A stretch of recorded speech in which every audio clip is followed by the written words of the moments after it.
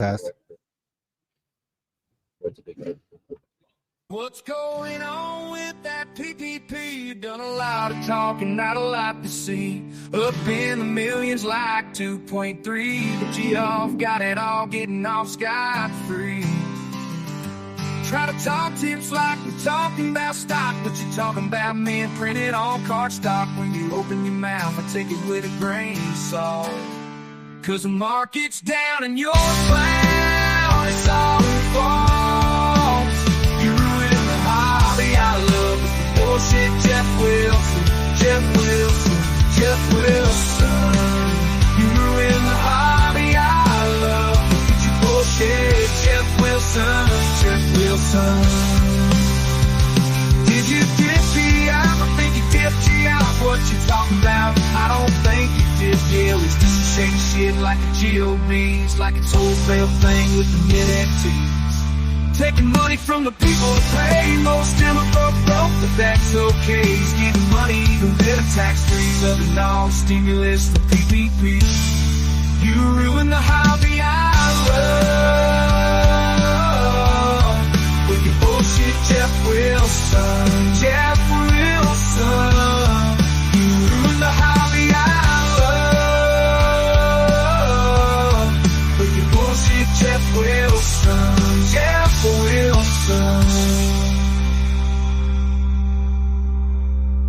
Jeff Wilson. Jeff Wilson. Jeff Wilson. Here we go, metal. Metal it. What's going on that PPP? You've done a lot. Everybody wants some metal. Up in the millions. We'll be here all weekend, baby. But Jeff got it all, getting off scot-free. Try to talk tips like we fucking lost off. All weekend. Respond wearing pictures of men all weekend. Hey, where were we? Am I? You ruin the hobby I love with your bullshit. Jeff Wilson, Jeff Wilson. You ruin the hobby I love with your bullshit. Jeff Wilson, Jeff Wilson. Think you did, Jeff? I think you did, Jeff. What you talking about? I don't think you did, Jeff. Well, he's doing shady shit like a GOBs, like his whole fail thing with the mid-FTs. Taking money from the people who pay. Most of them are broke, but that's okay. He's getting money even better tax-free. Loving all the stimulus from PPP. Cause the market's down and you're a clown. It's all your fault. You ruin the hobby I love with your bullshit. Jeff Wilson, Jeff Wilson. I know, it's posted. You ruin the hobby I love with your bullshit. Jeff Wilson, Jeff Wilson. That's the Travis Scott box right there.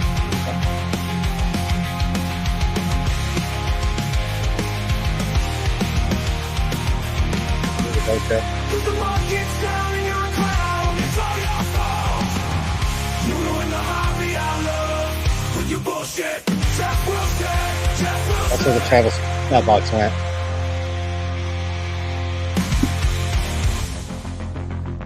Song keeps going.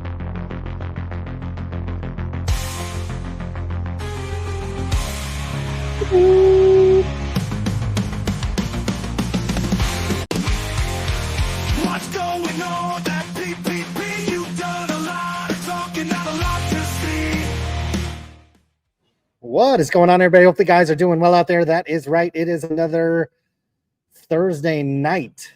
Sun is still going down here on the West Coast. On the East Coast, it is 8:34 p.m. The sun is probably already set, but it's a glorious day out here in Anaheim, California at the Burbank Card Show. We'll be here all weekend long. Thursday is a VIP day where certain VIPs who hopefully get treated better than Fanatics Fest VIPs did. Talk about that on today's show. We are joined as usual by the normal crew. We've got the whole crew intact. Super producer Tim in the background, earning that 4.2% equity, which so far has earned him $0.00. But one day, maybe that'll turn around. And we are joined, Ryan, you are back from, where the hell were we last week? New York City? We are back to New York City. How you doing? Everything is amazing. We'll have to get mic check 1, 2, 3. Make sure we got everything going because we're live and in person here at the Burbank Sports Card Show that is going on Thursday through Sunday. We have a table. We are table number 469, ladies and gentlemen. So if you make your way to the Anaheim Convention Center, very, very, very close to the happiest place on earth, aka Disneyland. We got table 469. If you make your way into the convention center and look at the case that we had today, I would make an argument that this is verified, that we had one of the best cases at the Burbank Sports Card Show. If I was sitting over there right now, boy, we'd probably sell every card. There'd probably be a line around the corner.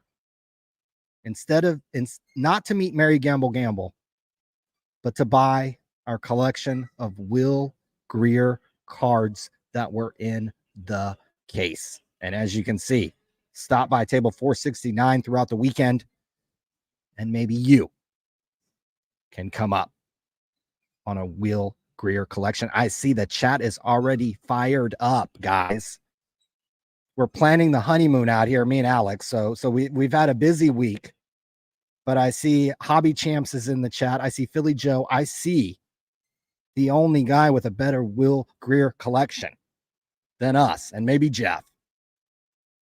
The Will Greer investor is in the chat. Baboozle's in the chat. Living with LT is in the chat. Our boy Valor Sports Cards is in the chat. I saw him with a big old camera crew around him at Fanatics Fest. Valor, I'll send you a picture that I took of you at one of those booths. Phoenix Rising, Chasing Majors in the chat. Dave Snyder, we'll be talking about a Dave on today's show. Boy, we got a Dave got in trouble today. Steve Vernon, Jeezy Keen, Zeke's Cards. Good to meet you out in New York City. cbhobby.com. That's right. You'll be able to call the cbhobby.com hotline. Or if you're at the Burbank Sports Card Show, you want to walk out into the lobby, look directly to your right, and you will see us. And if you want to appear on the Sports Card Radio program, feel free to stop by. We have commandeered a little section over here that has an outlet. We stole somebody's table. So if the dealer shows up that we stole his table, we might have to work out some kind of deal live on air. That'll be kind of interesting. Hopefully he won't be upset. Hopefully he's a Sports Card Radio fan. Hopefully he's not wearing a Card Collector 2 shirt. But hopefully you guys are doing good. Hopefully you guys are fired up. Yeah, hopefully this isn't Jeff Wilson's table. But we're here at the Burbank Sports Card Show. We're going to give you a little bit of rundown of what we've seen so far. We've taken a couple laps around the building. We're going to dip back into the rewind machine, touch on Fanatics Fest. We have a couple hobby topics to talk about. And if you are man or woman enough and you want to call into the cbhobby.com hotline, you are more than welcome to. I know that last week, Ken Golden called into the CB Hobby hotline. We had Sports Card Nonsense call into the CB Hobby hotline. So we had some hobby celebrities. I think we had Ziggy. And of course, live and in person, we had Miss Alex, who should be the hobby president. But I think her ambition runs higher, and I think she could aspire to more in life. But the weather's beautiful out here in California. I am fresh from Las Vegas, Nevada. But Colin, you got here about an hour ago. I've been pacing around the show floor for the better part of a couple hours. What were your thoughts on the Burbank Sports Card Show? And what have you seen so far? Well, there's some stuff here. That's for sure. We've seen a couple of the people that we may or may not have talked trash on the show. I think Roth Cards just walked by. I think I saw Nathan Burns. He definitely gave you a glance. He is not happy with you. I think old Nate offered $500,000 on that. There's that Steph Curry Kevin Durant and LeBron James autograph card that both Ken Golden and Jeff Wilson have kind of gone back and forth on a bounty. I think it started at $150, then it went to $250, and then now, yeah, Nate said 500 straight cash, no BS. And then I think he's even saying 10,000 if you just bring it in and let him take a picture of it. So he'll give you 10 racks just if you get a photo of this card. So this card's definitely kind of taken the imagination of the hobby. Got these high roller guys kind of throwing their money around. I don't know where Nate gets if he's got a $500,000 sitting around, but apparently he's got enough to at least put his mouth behind it. Although we've seen his mouth run a lot, and I don't know if everything that comes out of it is legible, particularly after he's a couple bottles deep into his streams. But that's probably the same could be said for Sports Card Radio as well. Certainly don't got any bottles sitting at the table tonight, which is unfortunate. But I tell you what, this card is probably going to make its way out into the community, I would assume, in the next couple of weeks, and we'll see. Some people have said this is $1 million card. Some people said this might even be worth more than that. And so we'll find out if this card gets pulled. We'll see who pulls it. We'll see if that person makes themselves known. I think it is getting shipped out as a redemption, as far as I know, and we'll end up seeing what happens. I'm sure when it gets pulled, it'll be a big deal. The auction houses will be fighting over who gets to auction it off. I think that's more or less what Jeff Wilson and Ken Golden, obviously behind Golden Auction, but I think Jeff Wilson was pumping a different auction house, and that was probably one of the bigger reasons why he was making a bounty on this card. Why Nathan is offering $500,000 on this card, I'll let Ryan, you go over to his booth and ask him that. But yeah, it'll be really interesting to see what happens with this. Now, I do think they all come with a little bit of stipulation, but I think Nate Burns said no smudges on the autographs. So the autographs have to be 10-10-10 in order. And he's going to be relying on one of these grading companies, Ryan, for that. So needless to say, there could be some smudges on the autographs, and they still get 10-10-10 for a card like that. So big news as it relates to that card being pulled, but you know, I wouldn't say that's necessarily what's going out here on the show floor. What a difference. Just, you know, I barely did half a lap on this card show. I'll be looking forward to you know, digging into some boxes and stuff later on, maybe this weekend. But what a difference. When we were at Fanatics Fest, it was just table after table of modern $10,000, $5,000 slabbed up fucking cards. You know, I saw dollar boxes, I saw value boxes here. This is a card show. Fanatics Fest was I don't know what you call it, but this is an actual card show. There's going to be stuff for everybody. If you like the high-end stuff, PSA set up, tag grading, all these people are set up so you can get your shit graded if you want. There's certainly going to be high-end stuff. We brought mostly, quote, high-end cards. But man, I think you already bought some dollar boxes off some people. I think the deal will be walking around here on Sunday. Shit, it's not that far. I mean, I drove down here. It's a clean drive until you get into LA, and then it takes 3 hours just to get fucking from over the Grapevine into LA. So other than that, it was cool. I've got plenty of room in the Model Y. It's currently charging downstairs in the parking garage. It was $25 to park. I don't know if that's necessarily a great deal or not, but you know, I'm looking forward probably till Sunday, taking a couple laps. Hopefully some of these people are out on the East Coast. They don't want to drag this stuff back. They're willing to cut a deal. And that's where we're at. Now, the one thing I did do business-wise is longtime fan of the show, did actually call and threaten a lawsuit as well. One of the many people that has threatened a lawsuit at Sports Card Radio, Mr. Chris Carlin. At the time, he was working for Upper Deck, so he was being a company man for Upper Deck. Can't remember exactly why he threatened a lawsuit on behalf of Upper Deck, but he did.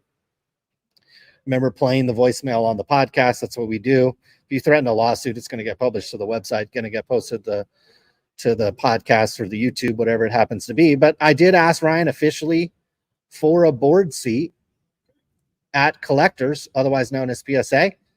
And he agreed. He agreed. So we're one step closer to getting on the board of Collectors, and we'll have quarterly board meetings, and we'll make sure we keep that company at the pinnacle of the grading business.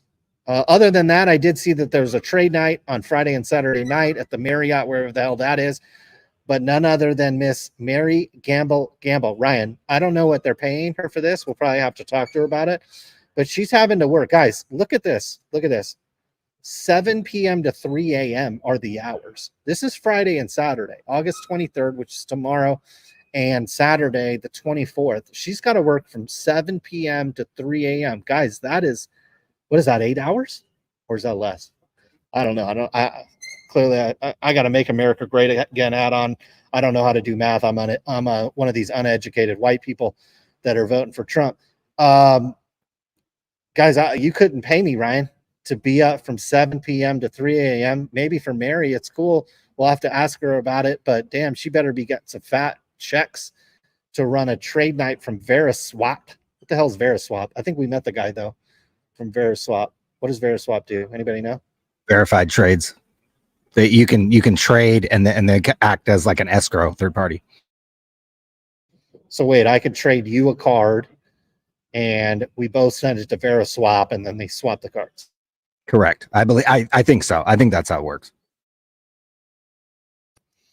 Sounds like a wonderful business, and sounds like they need to sponsor Sports Card Radio and give us some equity and give us a board seat into the company as well. Other than that, it's been a fun. I just got here maybe an hour or two ago, and we're set up with Auburn Trading Card Show. Juan already digging through the buckets, already found some good deals in the buckets, and this is the best deal at the show right here, guys. He's got to be what, table 468 or something, same row. Just come 469, guys. Just remember the number 69. I know there's a lot of people that just collect your pictures of men and haven't experienced a lot of 69, but just remember that number and come on down. Just make sure you don't bring your wife. Tim is set up in the same vicinity as us, and he will be on the prowl this weekend for new candidates and wives. I'm sure he's ready to go. So just be prepared if you are married and you do bring your wife. Tim is in full force, and he might be there. Okay, Ryan, what else? What else do we got to talk about? Yeah, I think it's good that we can compare and contrast the experience at Fanatics Fest. Here is everybody's new daddy at Fanatics Fest. Before it opened, he was signing autographs for the Legion, for the faithful out there in New York City. Much different experience, even for me personally, just walking around for 3 or 4 hours at this card show. I've never been out here at the Burbank Sports Card Show. Here's a little picture from earlier this morning. I already purchased 4,500 cards from some guy because he only wanted $100. Looked like mostly modern football, so we'll take that to the bank. Anytime you can get cards for 2 cents each, 2.5 cents each, we lock that in all day. Actually, I before the show just started, I was flipping through a guy's dollar boxes. I bought $40 worth of stuff from him. So I've already spent $150 more than we did at the Fanatics Fest. That's for dang sure. The Fanatics Fest wasn't a true card show. It was more like an experience. You might be walking around and Tom Brady might walk by, or Travis Scott, or maybe even one of your hobby heroes, Jeff Wilson, or it looks like Roth Cards makes even a cameo in this picture right here of our boy Michael Rubin. So it was totally different experience. I think Fanatics Fest personally needed another 500, 1,000 tables to call it a true card show. But both worthwhile to go to, both worthwhile experiences, but both vastly different. To me, this is more my environment, a Burbank card show experience where, look, there's some corporate people here. There's some little influencers running around with cameras, but it's by and large just some random Southern California dealers I was one dealer, the guy I bought the dollar cards from. This guy only sets up 2 or 3 times a year, puts his cards out, has some prices on them. He's not sitting there on Card Ladder, checking comps and shit like that.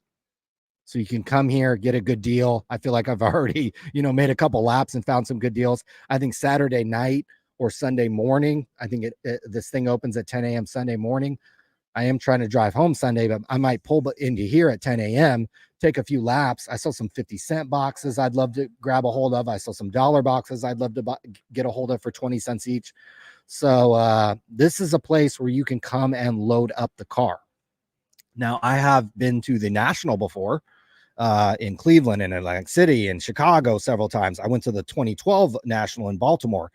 The Burbank Card Show, not quite as big, not quite as many dealers, but again, this is for Southern California. This is an absolutely tremendous card show.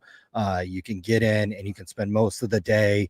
Yeah, if you want to see some expensive shit, I saw 52 Mantle on the floor. I saw somebody that had a 6, 7, 8, and 9 86 Fleer Michael Jordan card. So we saw some verifiably, really nice cards. But there's not going to be a main stage with Jeff Wilson and Blez doing the break of the century with Shine. Can I just say something about fucking Shine? That guy. Can we stop traipsing fucking Shine out with kids and like Shine, Matt, aka Matt Allen, the drug dealer, represents this hobby? That's just the only thing I want. I'll put him on Instagram here. See if we can find his Instagram. But can we stop? I don't care if Shine's in the hobby. I don't care if he wants to do his fucking thing. But can we stop traipsing this guy out on these big breaks and any kind of like big hobby exposure? It's this motherfucker on stage with sunglasses on looking like a Coke dealer. If you guys want to 10x the hobby, Shine can certainly be a part of it, but he cannot be fucking front and center of this shit, guys. You've got to tighten it up and clean it up a little bit. But anytime Shine wants to hang out in Las Vegas or New York, anytime, hey, love to hang out with the guy. But it concerns me that you have a literal former, I'll say this a little softly, you have a literal former drug dealer as someone who is a face of the hobby. So can we please?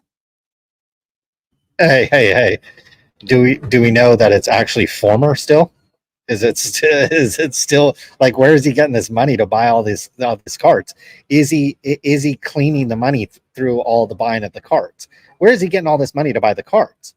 You know what I mean? Like, this guy's buying millions and millions and millions of dollars of cards, and maybe he has a legitimate business. Maybe somebody in the chat knows.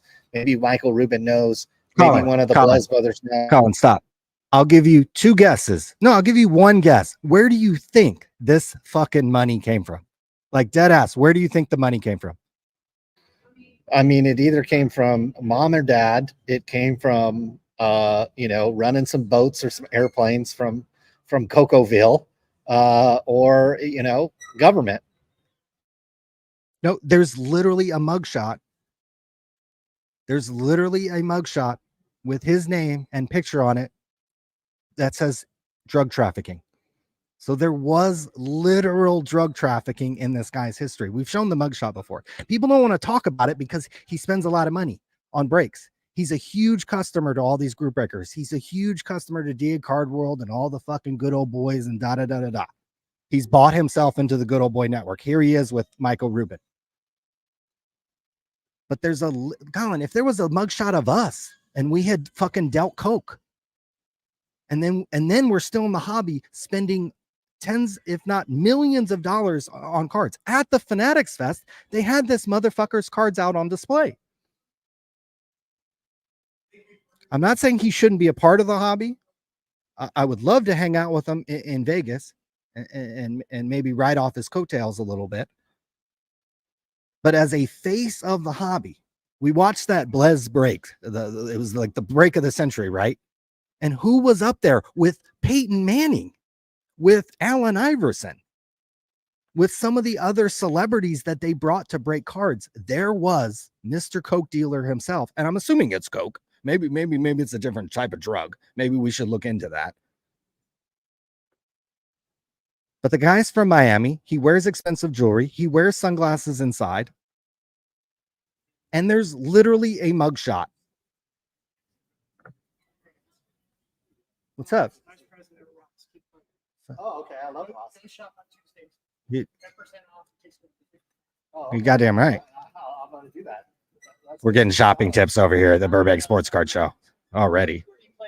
But look at some of the cards this guy has. Look at some of these fucking cards, guys. Where does the money come from?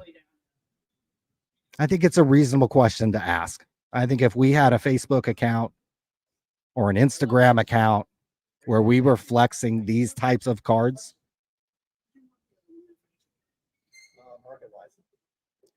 Colin's over here giving out his LinkedIn over here. But where did this money come from? Look, he's over here with one of the Paul boys. Google Logan Paul and scam. And a plethora of things will come up. And of course, Shine was the guy who sold the case to Logan Paul that had G.I. Joe cards inside. Remember, it was the famous Steve Hart from BBCE that opened the case live on camera and said, hey, we all got duped. So Shine has been a part of some shady dealings in the hobby. He has certainly been a part of some shady dealings in life. Like, this money didn't fall out of a coconut tree, guys. Guys like this who have generational wealth, usually you can point to something where you can say the money came from there. The money came from mommy and daddy. The money came from a big hit that he had in business or life or even gambling. The only thing you can point to is, why does Shine have a bunch of money? He was arrested for drug trafficking. And again, nobody in the hobby wants to talk about it because he's a massive customer and he shovels massive amounts of money into this hobby and owns some massive cards that people drool over. And if there's anything we know in this hobby, that all your sins will be forgiven if you just flex some fucking nice cards on Instagram. Ain't nobody going to say shit about you. So we at Sports Card Radio, we need to dig into who is Matt Allen? Where did the money fucking come from? And should this guy be a literal, he's literally a face of a person he's the face of the hobby. And look at all these comments over here. We have hobby celebrities. Nikki Rips over here. Oh man, handsome. Oh, our girl Candace comes in here and comments. Our girl Mama Breaks comes in here and comments. So everybody comes over here and is licking little Matt Allen's butthole over here. And I, for one, am not 100% sure this is the guy we should be traipsing out to 10X the hobby and to showcase part of this hobby. But maybe I'm overreacting. Again, I'd love to hang out with the guy in a night in Vegas. He can invite me on his PJ anytime we want. And if the cameras aren't rolling, we can indulge in some of the things that I think he used to traffic. But side tangent on our boy Shine, who maybe he's here. I have no idea. This seems like a type of event he would show up at. There was tons of cards in the case that he might want to own. But what are your thoughts on Shine? Am I being too hard on the guy? Well, he might be able to unload some of that product around here as well. So LA's been known for, it's sunshine and snowy weather. So yeah. So I tell you what. So he could probably, make a couple of bucks this weekend. Trafficking some of that powder. But I agree. I got no problem with him being in the hobby. I got no problem with him making money however he wants to make it. But do we really, like you said, do we really need to put this guy front and center? It just seems like this guy's front and center of pretty much every big event, everything. Like, this guy's there, and that's not a problem. But again, like you said, we're trying to 10X the hobby. I think we're going to run up at some point, the celebrities and all that other stuff. Like, that's going to run its course at some point. Like, I think these celebrities, it's cool. The 40/40 Club, the Travis Scott, there is an influx of celebrity and notoriety coming to the sports card world. But what is it doing? It's turning Topps Chrome boxes that used to be 80 that are now are 400. So it's really not, unless you go to cbhobby.com where you use 10% promo code. I think we also had news from BreakComp that he was one of the cheapest prices for a break. And can you use the promo code on the breaks, or is it only on unopened wax? Might just be wax. I have no idea, but he was already the cheapest price in the world on a break. And then if you used a promo code, you got another 10% off. So I got to imagine, everybody's using this promo code because you're actually saving money on this wax that just 10x in price since Michael Rubin has taken over. Michael Rubin probably looks like to me, Ryan, he might have, he might be a customer of Mr. Shine's. Seeing him in person definitely did not look like a healthy man, in my opinion, at least. Mike Rubin? Yeah. He looked like he was on Ozempic. Maybe. Yeah, maybe that or something. I don't know. Although I'm pretty sure the snow makes you lose weight, although I wouldn't know personally. That's verified. It's verified. Okay. So, yeah, I mean, I don't know. I will say we're jumping around on topics here, but to go back to Fanatics Fest and Shine, and there was that break of the decade? What decade are we in? It's 2025 or 2024. So we got 4 or 5 more years left in the decade. But you had the Blaze brothers doing the break of the decade. And it was, I tell you what, I don't know. We didn't watch the whole thing, but man, it was a dud in terms of what they pulled. What they pulled looked like I don't know what the spots cost.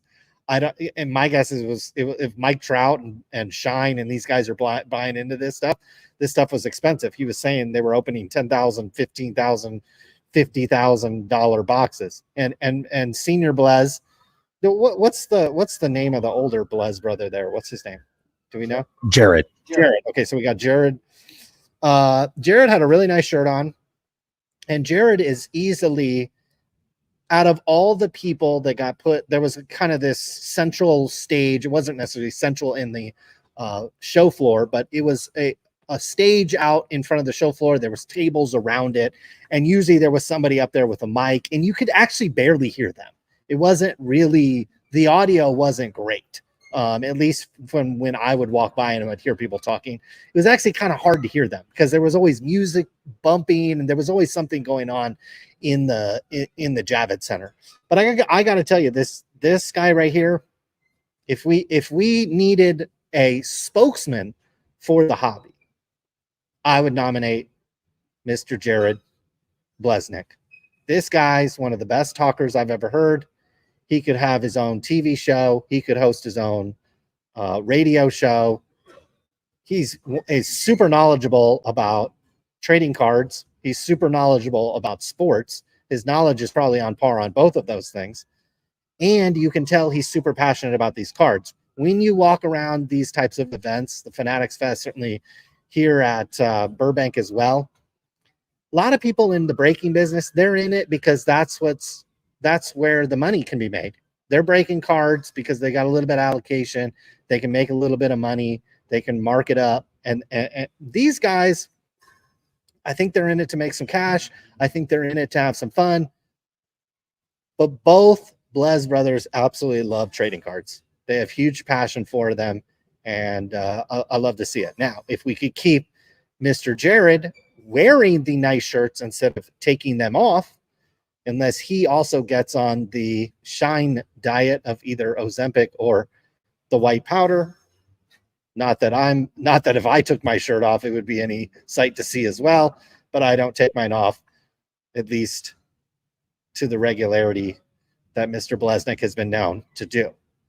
But I know we're hard on these people, we're soft on these people, but I just thought break of the decade, wouldn't wanted to buy into it. Sure as hell wouldn't have wanted to have a spot in it. It was an absolute dud from what I saw. But Jared's absolutely somebody that if you needed a spokesman, you needed somebody to talk. I don't know if there's anyone better in the hobby than he is at talking, engaging, and doing this type of thing. Huge talent. And I was very impressed with him from that aspect.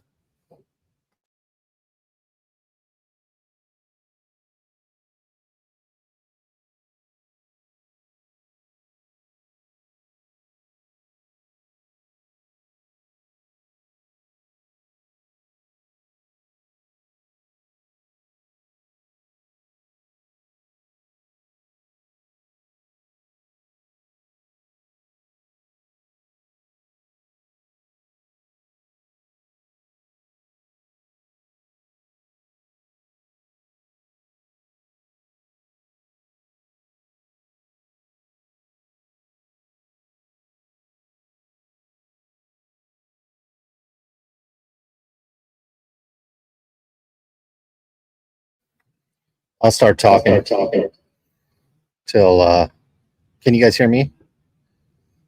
Because I'll talk all night. Okay, good. What else should we talk about with I know we're kind of bouncing around on topics. We had the Fanatics show that we did. I think it was on the first day. It was like so it was Thursday. I think the show just started that day. Test. We had only gone it's coming through my earphone, so I think you're good. So we had that debauchery of a show last Thursday. I drank a whole bottle of fucking Goose or whatever it was. Ryan, you were on different types of medication as well, and you were occupied on the couch there.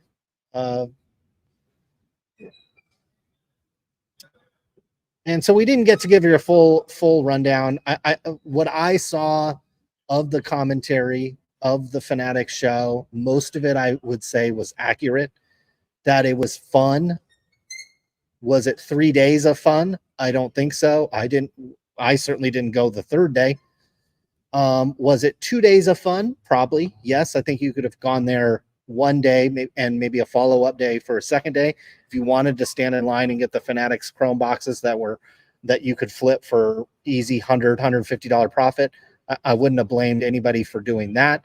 But after you did your WWE entrance, did the slap shot at the hockey one, looked at the Mitchell and Ness jerseys, walked by the 40/40 club, and walked around the card show that had, $9 million cards in the cases. There wasn't else a whole lot going on. One thing that was definitely a disappointment that all people were basically in agreement was the VIP experience was not exactly VIP.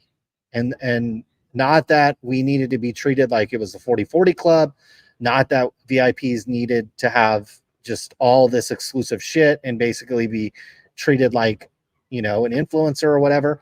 But I would say the VIP, I could not have told the difference between a VIP entrance badge or a different type of badge. It seemed to me everybody had the same access to everything. The VIP bag was such a joke. I didn't even get one. I think the one caveat is you did get 10 extra entries into that Travis Scott drawing that probably paid off for me as I ended up winning one of the drawings for that. But other than that, the VIP I don't think there was a separate, it would have been nice to maybe have a VIP lounge. That would have been kind of interesting. There was maybe a slightly better entrance to the facility from the VIP perspective, but it wasn't that much better. To me, there was enough space to have a VIP lounge where you could have had some water, places to sit, some power running so you could charge your phone. If you were VIP and you had your kids, it's tough, as a father of young kids, it would have been tough to walk end to end with your kid without them wanting to sit down, take a break, get some water, have a snack. I think they could have had a VIP area with amenities like that. And that would have been interesting. They certainly could have gotten a sponsor for it. Somebody could have sponsored something like that, but it was disastrous from that aspect. Not that I've been to the National and seen the VIP experience there, but my understanding is if you're VIP or super VIP at the National, you get access to some autographs and some other stuff. That didn't get unlocked at the VIP tier with Fanatics Fest unless you bought like the $8,000 VIPs, which gave you access to like 40/40 Club, Michael Rubin and whatnot. So wasn't great. I would say organizational wise, it was a little unorganized once you were there. It was, if you wanted directions, if you wanted to know where something was, if you wanted information on the VIP bag, information on where the Travis Scott was, it was a little hit or miss on if the employee that you asked would actually know. And so I think there could be some, further tightening up from that perspective from Fanatics. I think the overall experience was good. Would I fly all the way out to New York if, let's say, they do it same time next year? Probably not. If they have it out here in California, would I go? Absolutely. I think if it's a close enough drive, short enough flight, you absolutely should go. If you're in the industry and you've got to lick Tops's ass, Michael Rubin's ass, and somebody's ass in this industry, well, yeah, of course you got to go to this thing. You better go to this thing. So I didn't watch this video from Jeff. It looks like maybe you're kind of answering the question here. Did Fanatics Fest change the hobby forever? I don't know if it changed the hobby, but it certainly, has added another dimension that hasn't been in the hobby in a little while, where you've elevated the experience up just a little bit. It wasn't like this massive elevation of experience where I've heard people be like, oh, well, the National's cooked. No, the National will probably have record attendance or equally record attendance this time next year. The National is not going to go anywhere. Even if they run these things on the same day, I still think the National would get more people and would probably be a better value, and would be, if I had to pick one or the other, I would probably rather go to the National, because there's going to be more cards, more stuff from a hobby perspective there. But we did elevate the experience. It did get a lot of attention on social media, which I think really is all they wanted to do. It did give opportunities for fans to have a new experience in the hobby. It also gave, there was obviously a lot of people there that didn't collect trading cards. And so it does give some exposure. If you're at this event and you see these trading cards, and this is just from my perspective, but somebody might come to this event and see the Cactus Jack Travis Scott thing, or see the Topps Fanatics thing, and they're like, wow, they're selling these things for $300, and then you can walk over here and sell them for $450. Or that NBA player we were standing right by the Mojo booth when it happened, but there was an NBA player that walked up to Mojo Break's booth and pulled a Luka Doncic card that was probably worth, more than it really should be, considering he's a third or fourth tier NBA player, and he's certainly been way overhyped in terms of what he's ever accomplished in his career. Because as we sit here today on August 22nd, Luka's in probably his 6th, 7th, 8th year in the NBA. And Ryan, how many NBA titles has Luka currently won? Oh, that was the cricket sound. That was crickets. How many MVP awards has Luka Doncic won? Also crickets. And maybe we'll follow that up with, has he actually ever won a scoring title? Don't think that's ever happened as well. So here's the guy that everybody has traits out there, anointed being a generational talent. And here we are in his, 6th, 7th, 8th year in the league. He's gained about 40 pounds since he's come into the league, and he hasn't won shit. But anyways, some NBA player who I didn't know, I didn't know who he was, pulled one of his cards to 10. And for some reason, people think that's like $1 million card, which, I'd rather go hang out with Shine for an afternoon and dust off the $1 million than buy a Luka Doncic card for $1 million. But, did it change the hobby forever? No, the hobby would still be here, and it'd still be fine if Fanatics never took over, or if they took over and did a shitty job. The hobby is whatever you make of it. The hobby is sitting around opening cards for some people with their son. The hobby for some people is, waxing and rubbing and cleaning and soaking and jizzing on their card. For some people, it's trimming their cards. For some people, it's breaks. For some people, it's vintage. It's something for everybody. So I don't think the hobby's necessarily changed. It just gives us a new event and something to actually look forward to every year. And some people are like, oh, this means the National's going to up their game. National don't got to do shit, guys. You know what I mean? The National is like Rolex. Like when Audemars Piguet or one of these watch brands does something, nobody's being like, oh man, next year's Rolex has got to up their game. They don't got to do shit. Rolex has literally just got to make the same fucking watch that they've been making for 50 years and just keep releasing it. That's all the National has to do. Do the same fucking thing that they've been doing for the past 20, 25, 30 years. That's all they have to do. That's it. And it'll be a great event, and it'll be worth going to.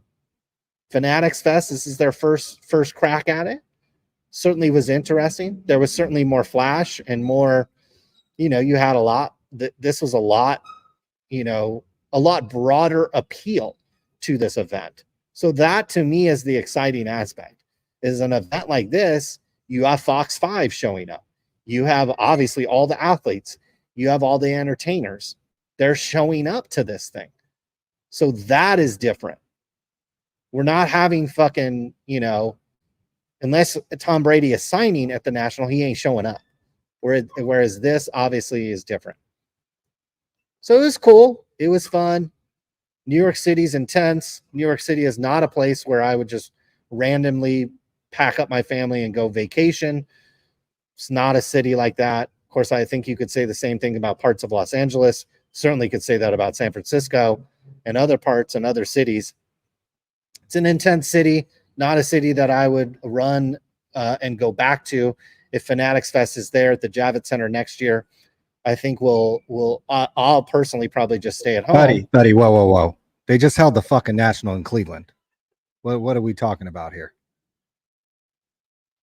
Like, we're talking about levels. New York City's levels up from Cleveland. So, come on.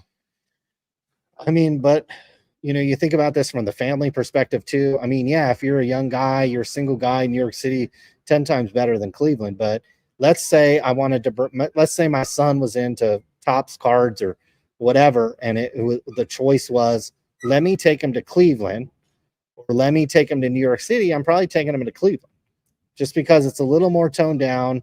It's New York City was intense for me. I had a great time, not gonna lie. I mean, and it's not like we were slumming it, Ryan. Some people would be like, "Oh, you didn't experience." No, we stayed in apparently like a $4 or $5 million hotel room, so it wasn't like we were slumming. We ate at nice restaurants. You know what I mean? Like I wasn't riding the subway like some people suggested we should. Flew first class, so it wasn't, But same could be said about San Francisco. San Francisco proper in the city. I wouldn't take my kids to San Francisco. You got to be kidding me. So similar type of vibe. But apparently it's coming out here to Los Angeles, which I think would be a great area for this. I heard the date. I think it's in March of, what will that be, 2025. So it looks like if you're planning a trip, it looks like they were going to have one at the PNC Park in Pittsburgh. I think that got canceled or something. Now there will be a Fanatics Fest, I believe, in Orlando, which will be more of a card show November 1st. Hey, maybe I'll have to check the flights on that. That'd be kind of fun to go out there. But they are coming out to Los Angeles. I should have asked the person who told me what venue they're going to go to. Maybe the convention center next to Staples Center. Maybe I'm trying to think of some of the other large kind of buildings down here that would fit something like that. But you can bet if in March, if they have a Fanatics Fest LA, I would go to it. I think it's a one day thing. You could not have paid me to go to Fanatics Fest on Sunday after the first couple days there. I was just kind of done with it. And it's not a tried and true card show like the one we're at in Burbank, where you can walk around and somebody will sell you 4,500 cards for $100, and I can go wheel that into the car. Fanatics Fest just wasn't that card show. Even the 40 cards I bought right before the damn show came on here for $40, you're not finding that at Fanatics Fest. So it's a totally different experience. To me, it's more of a one-day thing, a two-day thing. If you're an influencer, if you're somebody who wants to be seen, if you're enamored with these athletes, if you're enamored with being close to Tom Brady or close to celebrity, it's probably more your event. So it's more of a one-day event for me, and then experiencing maybe something like New York City. And if they're coming down here in March, coming down here and hanging out in Los Angeles, maybe there's a Laker game, maybe there's a Dodger game, maybe go over to Philippe's and get some French dip. Maybe go over to Beverly Hills and see how the well-heeled people live. But to me, yeah, to compare and contrast the events that we were at, and obviously I have some experience going to the National. I guess if you want me to rank them all, I would definitely go to the National first, no matter the fucking city. I mean, I'd even go back to Atlantic City, of all places. I'd come out here to Burbank, to this card show, any day, anytime. And then a close third would be to go to Fanatics Fest. But that's kind of where I rank them Fanatics Fest to me was more of kind of celebrity and influencer fest. And if you know anything about Sports Card Radio, I mean, we're typically not taking selfies with hobby heroes. We're typically not, trying not to overexpose ourselves. And so kind of a tried and true, like you could eliminate all, I took a picture of a couple of the corporate booths here at fucking Burbank. You could eliminate these and the place is still going to be packed. Okay.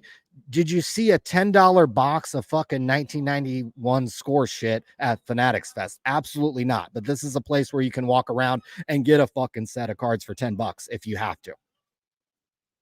You could go over to Juan, our boy Auburn Trading Card Show, and dig through his buckets of $1 each. And some of these are really good value. I'm mad we're not there right now in front of his booth picking out all the good cards before Saturday and Sunday at this motherfucker.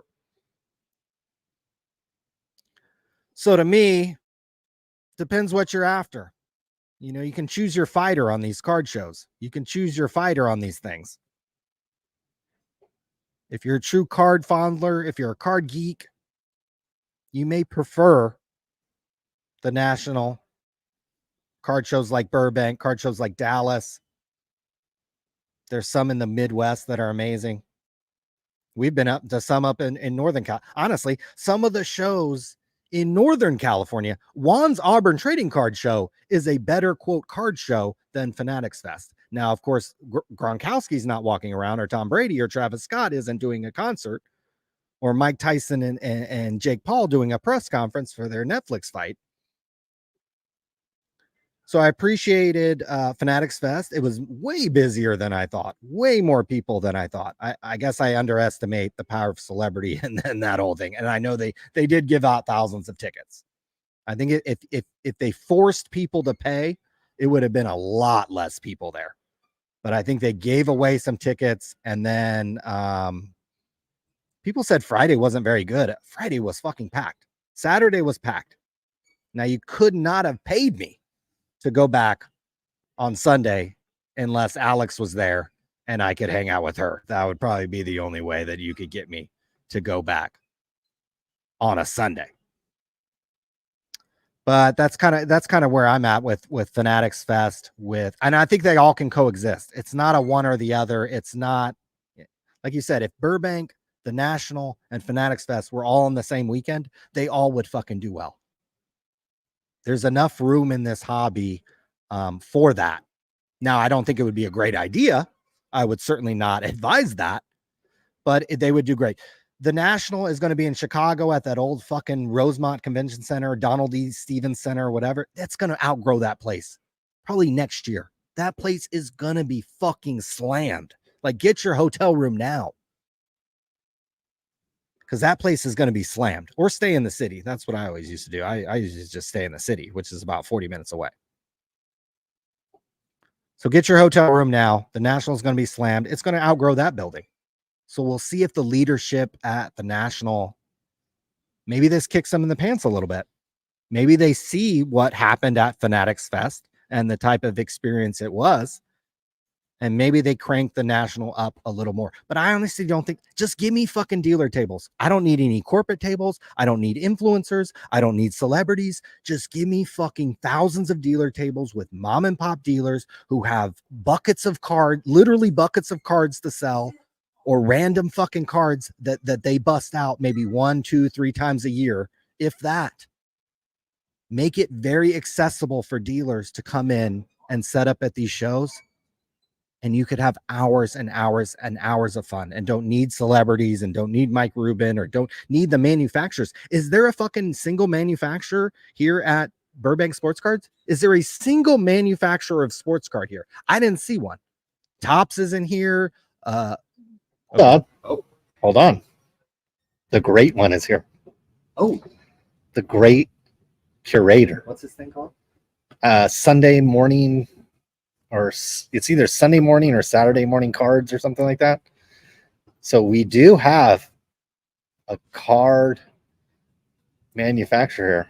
He needs to work on his SEO. Here it is, Ryan. What is it? Saturday morning cards. We do have a card manufacturer here, and he's putting a tight knit iron circle around Saturday morning cards. This apparently is Mr. Great One's latest venture. Little scary in my opinion. Only because I wouldn't trust that man with anybody's kids, let alone my own. But here he is with Saturday morning trading. Oh, there's always Mojo promoting. Always Mojo. Apparently, he's going to be here this week. Might even be here now. And we may have an encounter with Mr. Mojo. He did challenge us to a boxing match at Fanatics Fest. Said he was kidding, but I would have pulled up. So, well, if he's at the Burbank Sports Card Show, I know a bunch of people got ditched and left in New York City. But if he is here and he would like to come onto the program, he doesn't even have to call into the CB Hobby hotline. He can literally walk right on over and appear on the Sports Card Radio program. I have a list of questions for Mojo.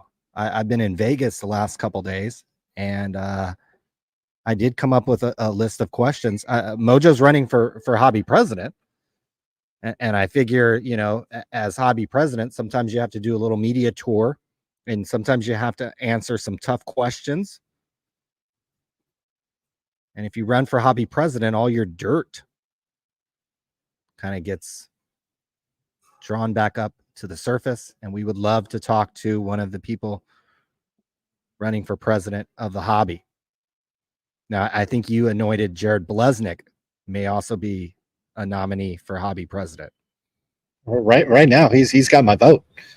Right now, he's got my vote. If we had Jeff Wilson, Mr. Blesnick, or Mojo running for president, I mean, it's like Trump versus Harris there, guys.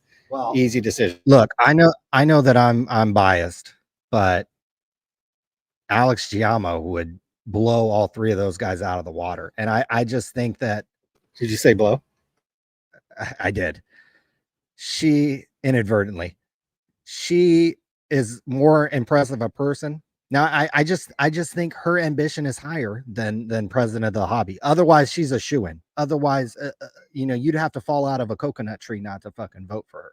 So, to me, Alex Giammo is the choice. We're gonna have to see if she wants to run. She has plenty of time to think about it. Because while there's a lot of political stuff going on, we're not voting for president of the hobby until November. And I think we clearly have Mr. Jeff Wilson is running for president of the hobby. I mean, that fucking bounty that he put out for that card that we were talking about. I mean, look, Jeff doesn't care about this card. I mean, he's literally doing it for. We get accused of doing stuff for clicks. I think Jeff Wilson and his little bounty thing was all about clicks and all about attention for him. I don't know if he has any intention of actually buying this card. I think he was doing it because he's got to deal with Sotheby's. Because he was pimping that it would go to Sotheby's. Right. Well, he placed an irrevocable bid, which means that any bid above that, he actually gets a percentage. So these guys out there are playing games with these cards that haven't even been, these cards haven't even been, we don't even know who the owner of this card is yet. Because I think if you bought one of the Topps Now card, you got entered to win this 1-of-1 autograph of James, Curry, and Durant. So we don't even know who owns this card yet. My guess is it will go to Backyard Breaks. Backyard Breaks or one of these motherfuckers will quote win this card. And then the process can start as to what they should or should not do with it. But Jeff doesn't even have the highest offer. It does look like Grand Slam Collectibles, who we do have a lot of history with. You can look at this article over here on Sports Card Radio that has an update from April 2019. No wonder our boy Nathan Burns gave us a bad look today. Because, yeah, we profiled him on our website 5 years ago. And this is this is before Jeff Wilson told you guys to get into sports cards. So maybe we'll have to have a conversation with Nathan Burns. If Nathan Burns wants to come out here and explain why he broke 25 cases of Heroes of Sport that included trim cards, he's more than welcome. And what did he get to break it? Like, what did he get to break it? He got something. to break that card. So we'd love to know that. Maybe what he got is helping propel his $500,000 bounty on these cards. So you're seeing some of the hobby elite jockey in position for cards that we don't even, that aren't even fucking out yet. That we don't even know who owns this card. Certainly interesting stuff. I don't know if this card is worth more than $500,000, but that's a story for another day. We are here, guys, verified. We are here at the Burbank Sports Card Show, guys. You can come all effing weekend to booth 469. Literally come to booth 469 at the Burbank Sports Card Show, and you can see one of the finest collections of not only cards, but specifically Will Greer cards on display. I think the Will Greer investor in the chat is the only person with a finer collection of Will Greer cards, and perhaps Mr. Wilson himself. But you guys went to Cleveland, you went to fucking New York City, and if you don't fucking come out to sunny California, at some point you have to look in the mirror and question your sanity. But we're out here having fun. This is an absolute blast. Boy, guys, I'm going to be digging through dollar boxes and 50-cent boxes all fucking weekend. And you can guarantee on Sunday, I'm going to come back and try to buy boxes and, if not pallets, from people, because I get to finally drive home.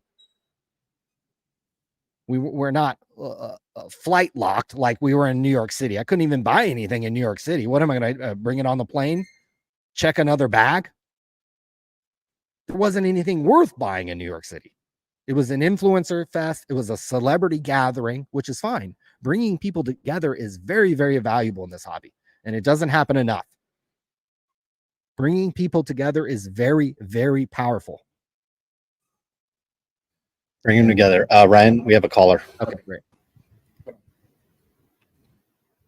Hello, gentlemen. Christine. How are you this evening? We're good. You were popular in New York City. Multiple people. Multiple people that came up to us to talk to us about the show mentioned you.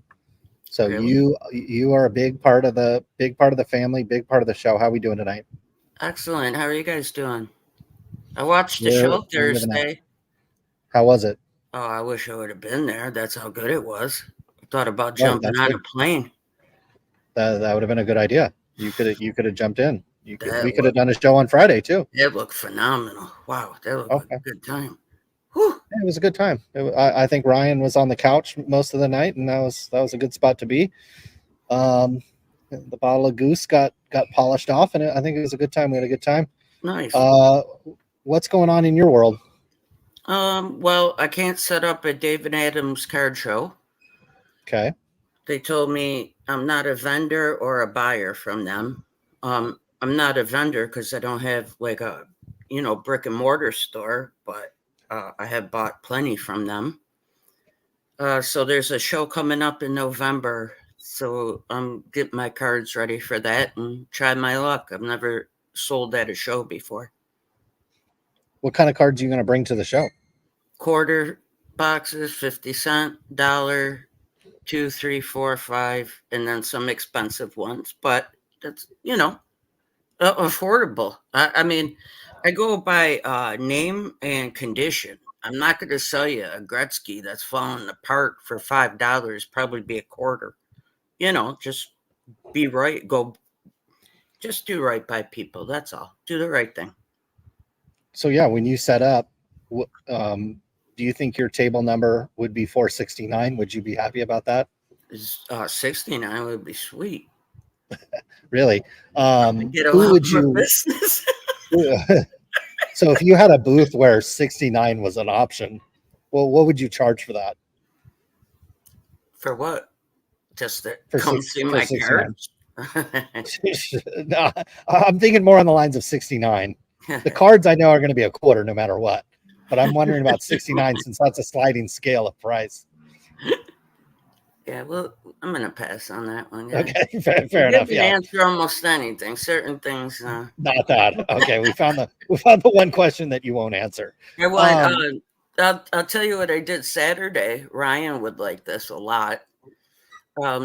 We had a girls' night, and we went to would she charge 2/4 for 69? No, your mother's not going to be there, so it'll be Don't read more the chat. expensive. Don't read the chat. Okay. Rhonda loves you. You do have a fan. I love you, Rhonda. There you go. Did you guys bring any flip-flops to before I forget, to Burbank? Flip-flops will, and I got to be careful about committing to anything other than my children and my wife. Flip-flops will be listed next week because I just didn't want to list them and then not be there, because like we literally have been gone for 2 weeks, so I didn't want to list them and then not. So they'll be listed next week's live. They'll be listed because I pretty much have nothing going on for the rest of the year. Thank you, guys. I really appreciate everything we'll you've done for me. But Saturday, Ryan, the girls got together. We went to Dirty Bingo. Dirty Bingo. Mm-hmm. What's this all about? How's this work? Bingo, but the prizes are the prizes that keep on giving. If you know what I mean.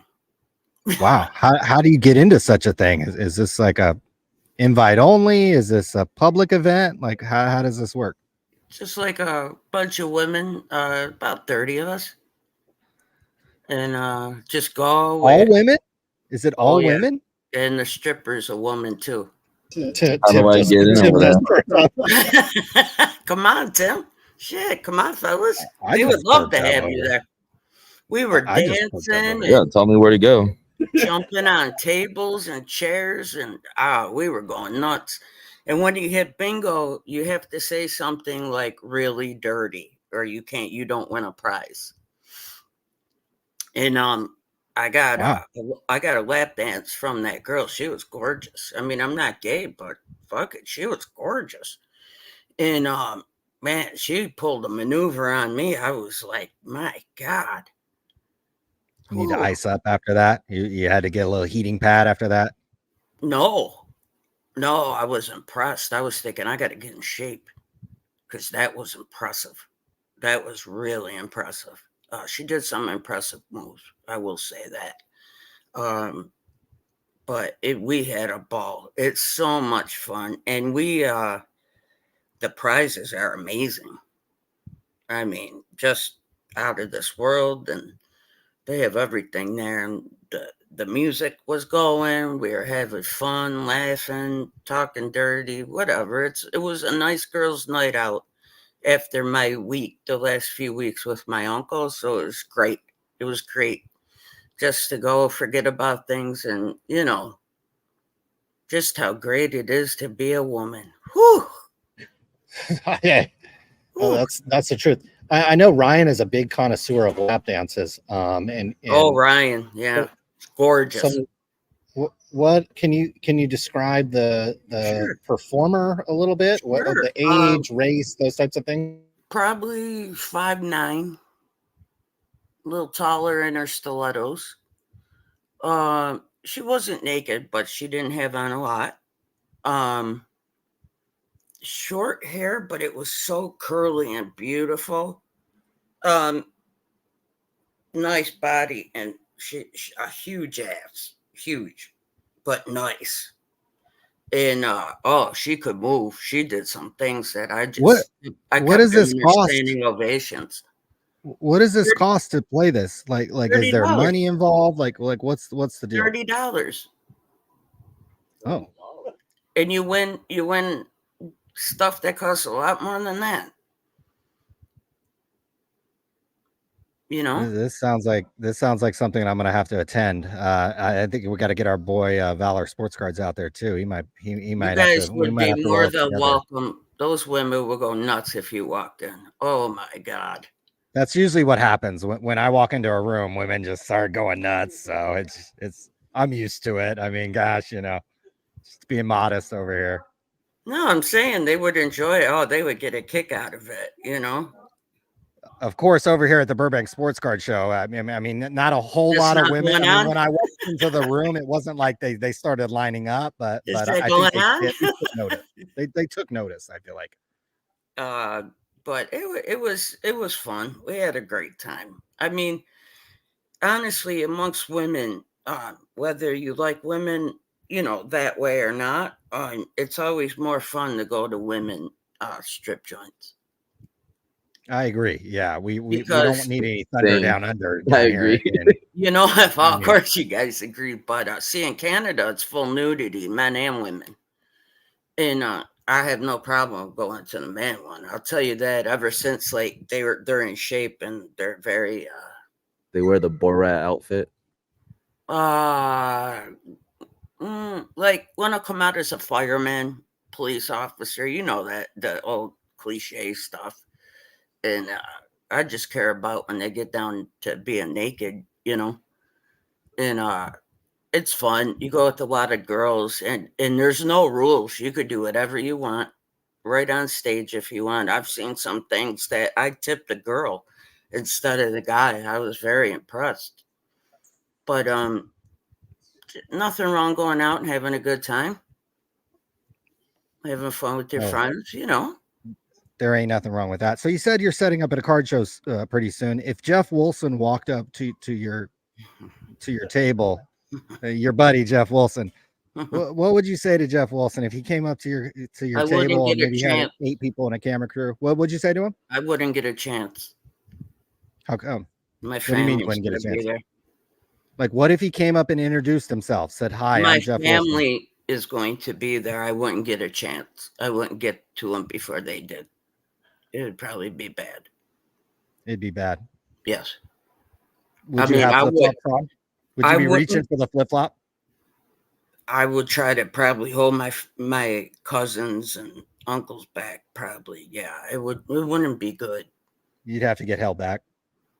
I would have to hold them back. They're not going to tolerate someone, doing that. They don't believe in grifters or suckholes, ass kissers. They really don't like stupid people, actually. And he's pretty dumb. Do you think there's a Um, lot of stupid people in the hobby?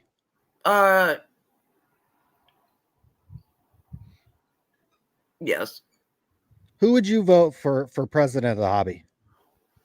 I don't know a lot of people, but I think like you, Colin, and Tim would be a We're not running, better no, because number. the intern situation hasn't been worked out yet, so we definitely not running. But like, besides us, who would you Is vote Alex for? in it?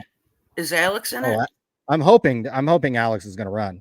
If Alex runs her, if Rhonda runs her, but I'd vote for Alex. I mean, I'm voting for the first woman president. So why not the president being a woman? I see you.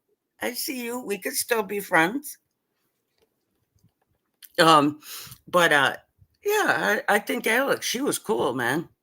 Definitely somebody to hang out with. She loved Dirty Bingo. That's what I got.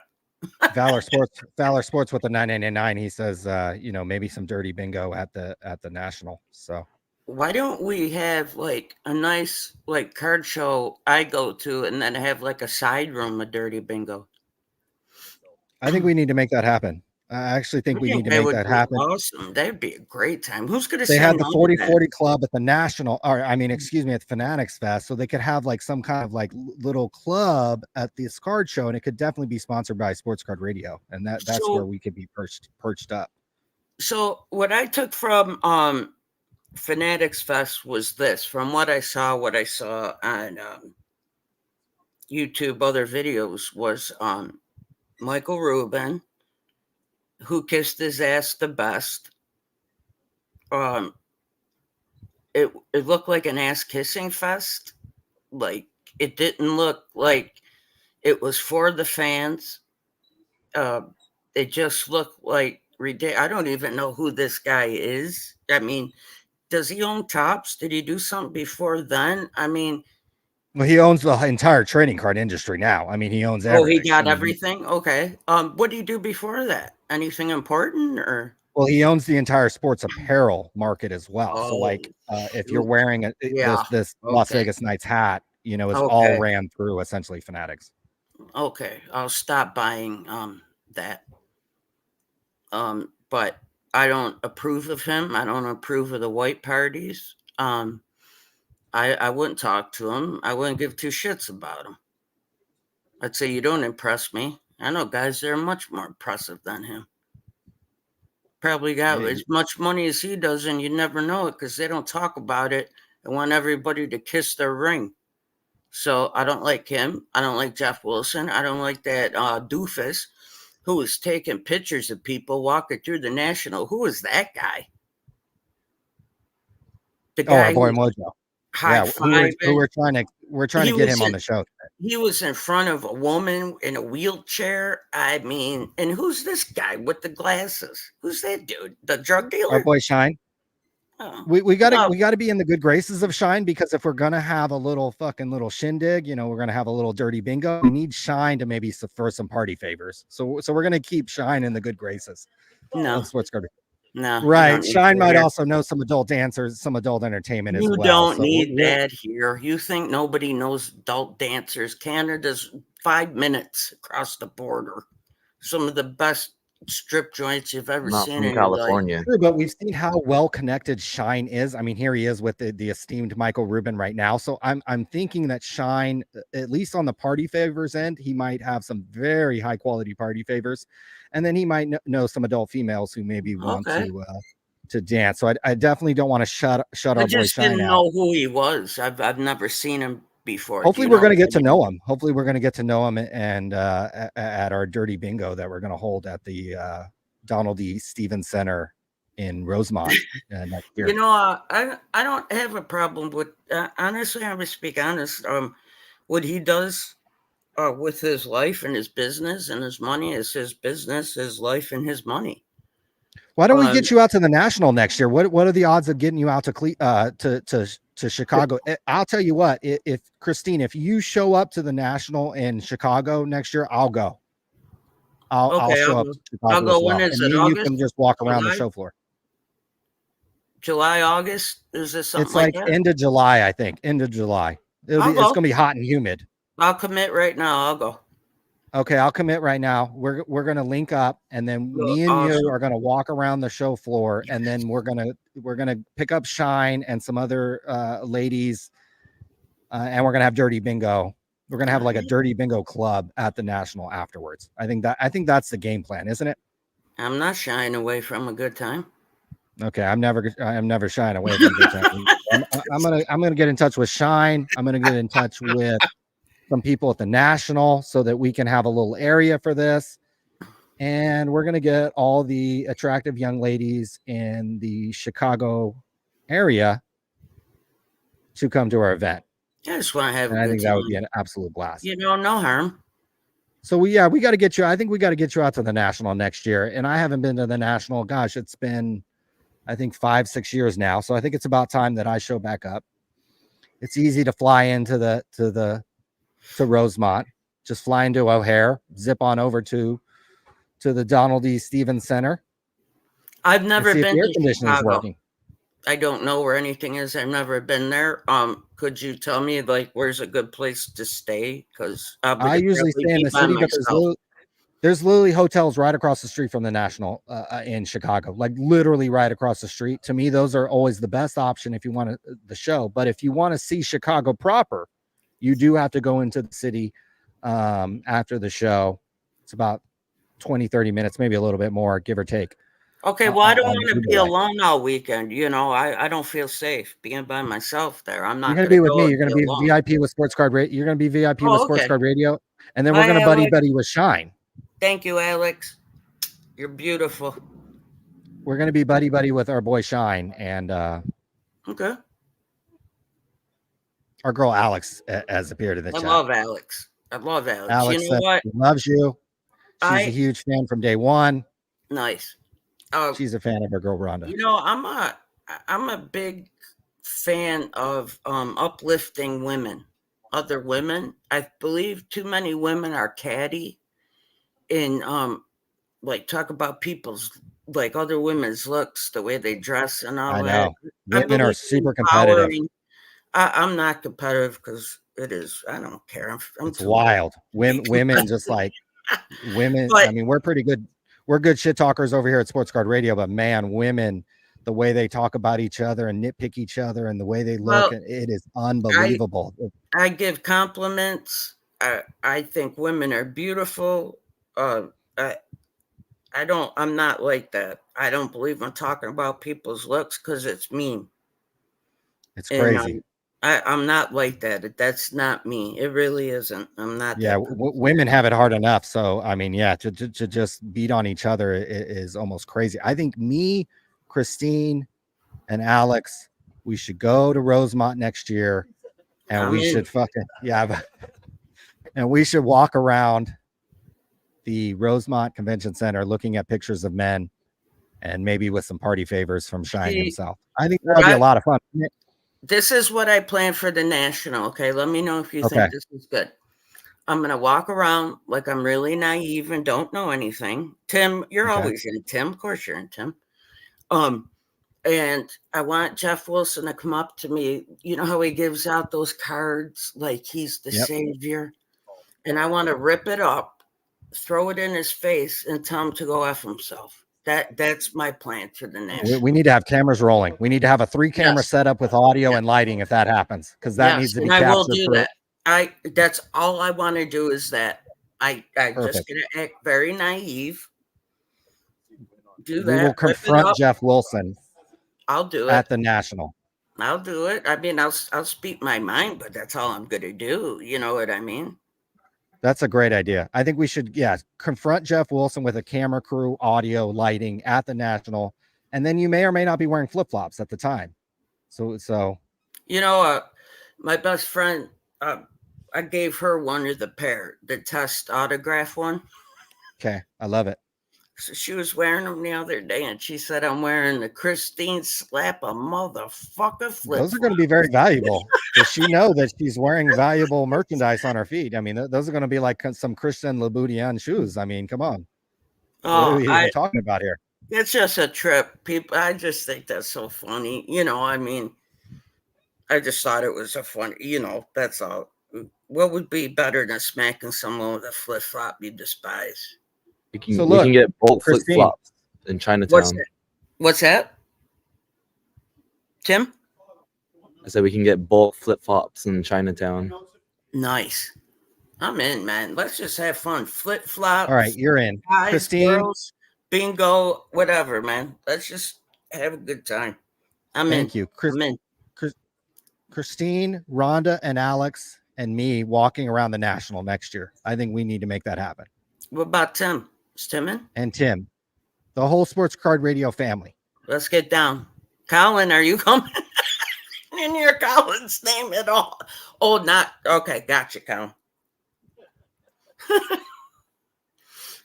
Christine, anything else you want to say to the faithful of Sports Card Radio? It's good to see everybody, and I just needed to come on, have a nice time, get my mind off things, and doing my best with my business. I'm not doing bad, actually. I got all my stuff from Golden to PSA. I got that back for the show, so I got a lot of slab cards, autograph cards, high, low, nothing insane. I'm gonna sell that, bring that Mickey Mantle, Ted Williams autograph picture. Nice. I have some other nice things, and it was really, you know, I'm just really looking forward to it, to get a chance to get my name out there, you know. And Oh boy. When you you're guys walking around the National next year with me and we confront Jeff Wilson, we'll make sure you get your fucking name out there. That's for goddamn sure. Well, I'm not gonna make a fool of myself. Don't get me wrong. I mean, you know, I'm highly intelligent, so it won't be hard to be condescending to him when he thinks I'm being kind to him. That, you know, like he's a wannabe grifter. I'll tell you what he is. He's a white look, you know, oh shucks, geez, golly, ma'am. And that's how we get you. You know, but like I said, I admitted it. And I took full responsibility. It's my money, man. I made mistakes. And I'm doing my best with my business. I'm trying to start over. Like I said, 46 years, losing your whole collection was pretty hard, you know. So I'm just buying vintage, listening to you guys, following what Burbank does, and I'm doing my best. That's all. I love it. Christine, thank you Bye, for guys. calling in. Pack your Bye, guys. bags from Chicago. Love you guys. Miss you guys. And Rhonda, Alex, love you. You're beautiful women. Good night, guys. Great seeing you. Right. And we're gonna get that dirty bingo club fired up. Like fuck Club 4040, fuck whatever they got going on at the National. We're gonna get that dirty bingo fired up.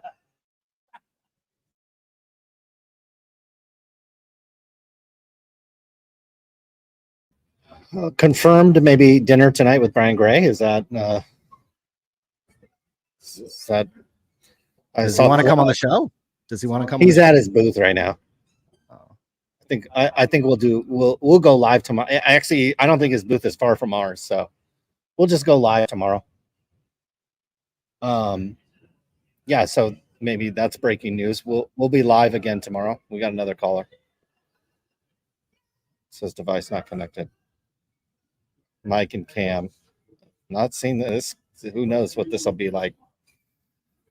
Here we go. CB Hobby Hotline, 10% off. Use the code Will Grier. I don't. Oh my God! It looks like he's got that red light. he's like in the dirty bingo bathroom. Yo, fellas, am I on? You're on. How are we doing tonight?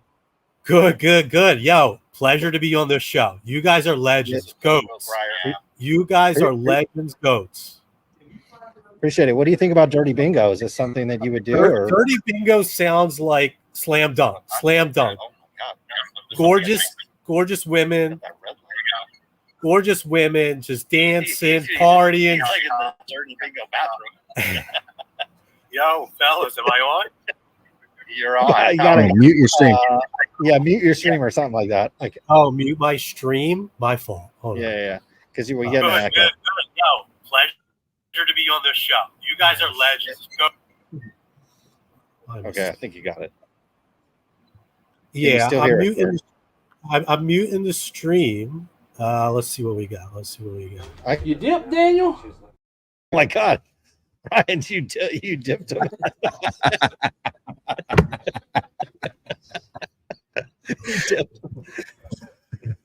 He was down with dirty bingo though. He can get the audio situation corrected, and he's allowed to definitely call back in. Well, he's still there. He's still there in queue. So how do we know? We dip him back. Okay, He's back. Ryan dipped you fucking in the dirty bingo bathroom. No. I'm I'm chilling in my basement, my little man cave. I'm in my man cave. okay. Has there been ever any dirty bingo in the man cave? No. Stop. No. I just wanted to hop on, guys. I never get to. I lost audio. You dip, Daniel? He was saying something nice, dude. And he was about to butter us up, Ryan. He was about to butter up Sports Card Radio since he never gets to call in. You got muted, my man. You got muted for some reason. I think it's the connection in the man cave. Maybe a little shake. Should we give him one more shot, Ryan? Yes. Okay. Yeah. Okay. One more shot. Mr. Patel, you're back. Thank you. You're welcome. Legendary show. You guys got me into sports cards, back into it. Just wanted to show my appreciation to you guys. Have a great Burbank show. Just legends. Just keep up all the great work. That's all. Thank you. We appreciate it, and we're glad you're a part of the hobby. And if you ever have any questions or need anything, you know where to find us. No doubt. Thanks for letting me come on.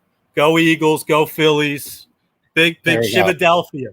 Philadelphia when I next talk to you guys. I love it. Absolutely love it. Thank you so much. We'll see you. Have a great night. CB Hobby Hotline is still open. We are now at the 7 o'clock hour. out here on the West Coast. It is now 10 p.m. 10 p.m. on the East Coast, where we were just what is fucking like a week ago. Seems like a year ago at this point. But Ryan, do we have any other topics, or are we going to even talk about these topics, or do you want to dip the topics? What do you want to do? We have a couple other topics. What time are we having dinner with Brian Gray? I would assume after this thing's over. Okay. The only thing I saw, a couple things. It looks like our boy Zion Williamson is skinny again. I don't know if he's on Ozempic. I don't know if he's on whatever our boy Shine is giving out over here at the National that I didn't get any of. But our boy Zion Williamson is skinny again. So it kind of, I think if we're live from the show floor tomorrow at Burbank, I do want to ask people like, hey, what's the best fucking investment in sports cards right now? Because remember when Zion Williamson was the can't miss guy? Here's a flawless vertical patch that is ending in 15 minutes. That's at $15,000. I'm just going to take a wild guess that this was probably in the neighborhood of a six-figure card just a few years ago. So with Zion either on Ozempic or on Shine's little nose candy, could be an interesting year for Zion. If one, he's got to stay healthy no matter how skinny he is, but he certainly looked like he's dedicated himself to fitness, to possibly the game of basketball. And I just thought that was interesting that here's a guy coming into the year, perhaps in the best shape of his life.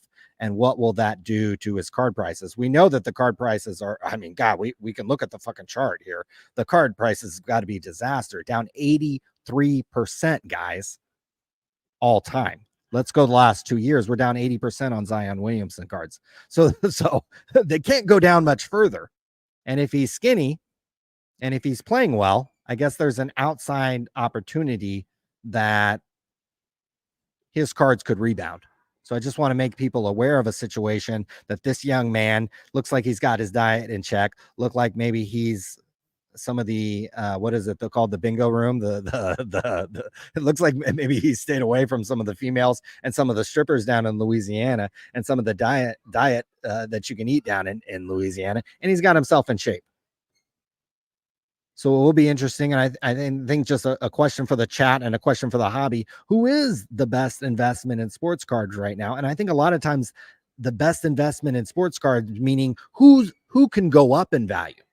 We've seen the last 2 years, these Zion cards have gone down 81%. God, if they just if you bought them now and they tick up 20, 30%, which wouldn't be a huge move at all and wouldn't get anybody back to even if you were buying these cards 3 or 4 years ago. But it would be an interesting situation if you had a skinny Zion Williamson come out, stay healthy, and play really good basketball. And so I just kind of one of the hobby darlings from the last few years who has fallen off a proverbial cliff. I mean, just look at this picture of him on this card compared to how he looks here. Like, God, is he talking to our boy Shine? So whatever the nose candy or whatever Ozempic or whatever he's on or whatever personal chef he has working for him, God, it seems to be working.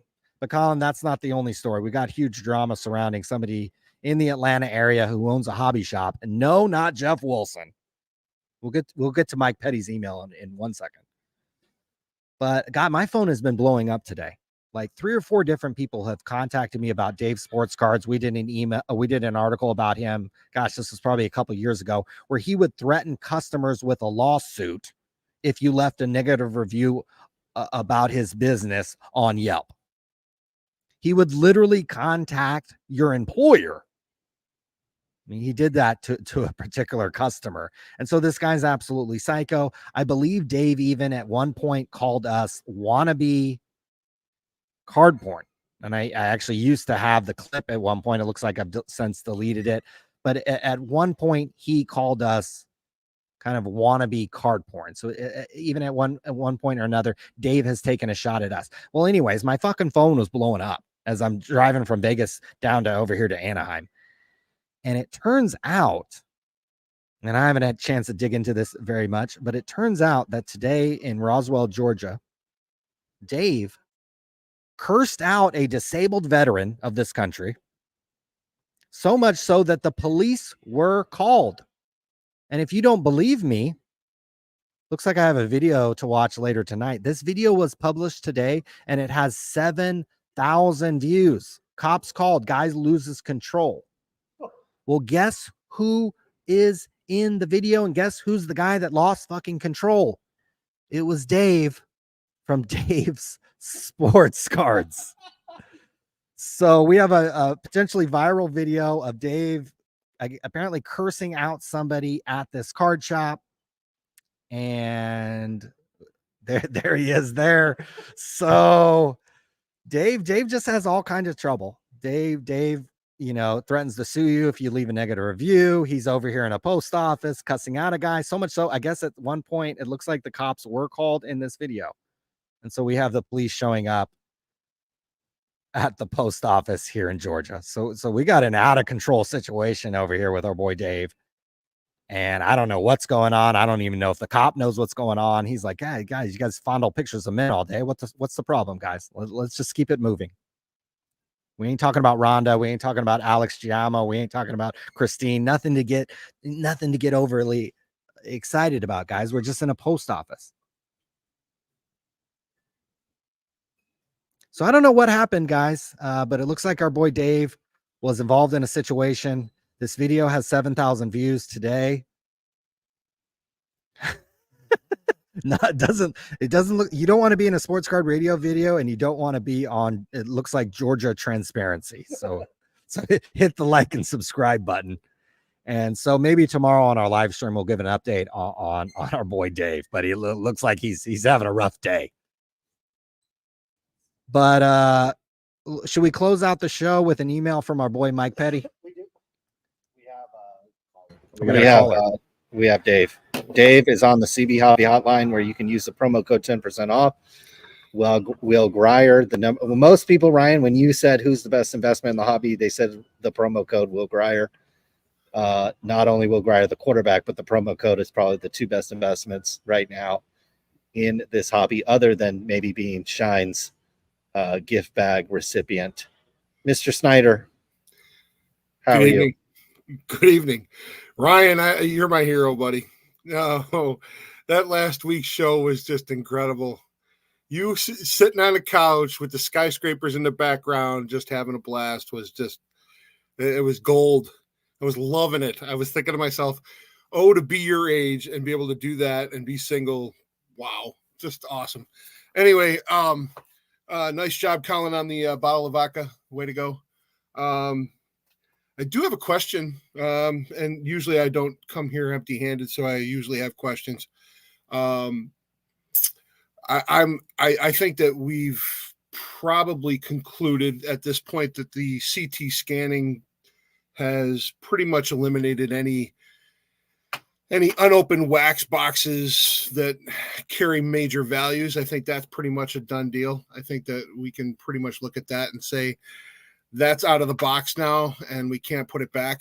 The next thing is, like I said, last week's show was just epic. You guys were amazing. Whether you guys thought you put on a good show or not, depending on how you woke up the next morning, I can tell you that waking up the next morning, I had to rewatch it again just to let you know that thank you very much for that. It was amazing, and it was a lot of fun. I'm sure we'll never, ever really, truly know what happened after the cameras went off. So who knows? Did Colin keep the vodka down? Did Ryan keep things up? There's a pill for that, apparently. Apparently. There's drugs for everything these days. And then you mentioned Brian Gray. I think that, is he not the wild card right now? Is he not the guy that is free of all ties to any serious marketing and serious companies where he could actually do some good? That's a big question I have right now. The next question I have is, why would anybody pay for a PSA grading at this point if they already own SGC and they're only charging $16 to grade a card? So is it not, if we consider the date of when they purchased it, aren't they in charge of SGC at this point? So is SGC's label just as good as PSA's? That's a question for you guys to look into. I don't know if you want my questions to be asked, but I could, I'm just thinking maybe. I don't know. Sure. And let's turn that asshole Dave from Dave's Sports Cards into an SGC or an SCR star, I should say. Sorry, I got tied up in reading my own crap, and I'm not even reading it right. That would be some fun. And then that guy, you know what? That just pisses me off. I'm a veteran, and anybody, the one thing I do, it took me a long time when people come up to me and say, thank you for your service. They're taking a moment out of their time of the day and making my day a little better. So my response to that to them is thank you for making my day a little nicer. And it took me a long time to figure out what to say, because it's very awkward when people you don't even know, come up and thank you for your service, and you try to figure out what to say. And then you got assholes like this guy out here, just freaking, this is ridiculous. But anyway, more of you, less of me. Thank you for the show. Thank you. Appreciate you Dave. calling in. We appreciate you. And your contributions are always valuable. And while maybe not as valuable as Ryan's time on the couch, we do No, appreciate it. I just love throwing my 2 cents in every once in a while. But I really do think, seriously, the big. By the way, I love Christine. I think she's fantastic, and I can't wait to see her at the next show in the local area. I will go find her. And if you guys ever need me, I'll be glad to put on a GoPro and go to David Adams. I have no problem with that. They don't truly know who I am, and it really don't matter to me. And I've been in there, and I can tell you that it's like going to a freaking cardboard casino. That's the other thing that I was going to bring up in this show. Basically, I put it in the comments, and I have to thank Tim too, for throwing up my comments every once in a while on the thing. I appreciate that.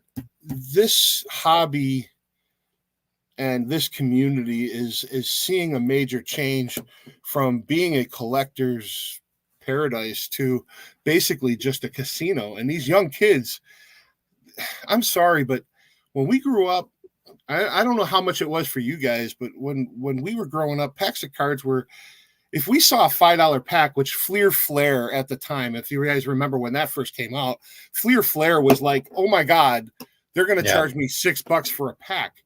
And I thought that was a lot of money back then. But now we're looking at hanger boxes that cost $40 for crying out loud. And I'm thinking to myself, where does it stop? I mean, and you're looking for an ROI, and dude, you're never going to hit it. And now, and that goes right back to that whole freaking CT scanning thing.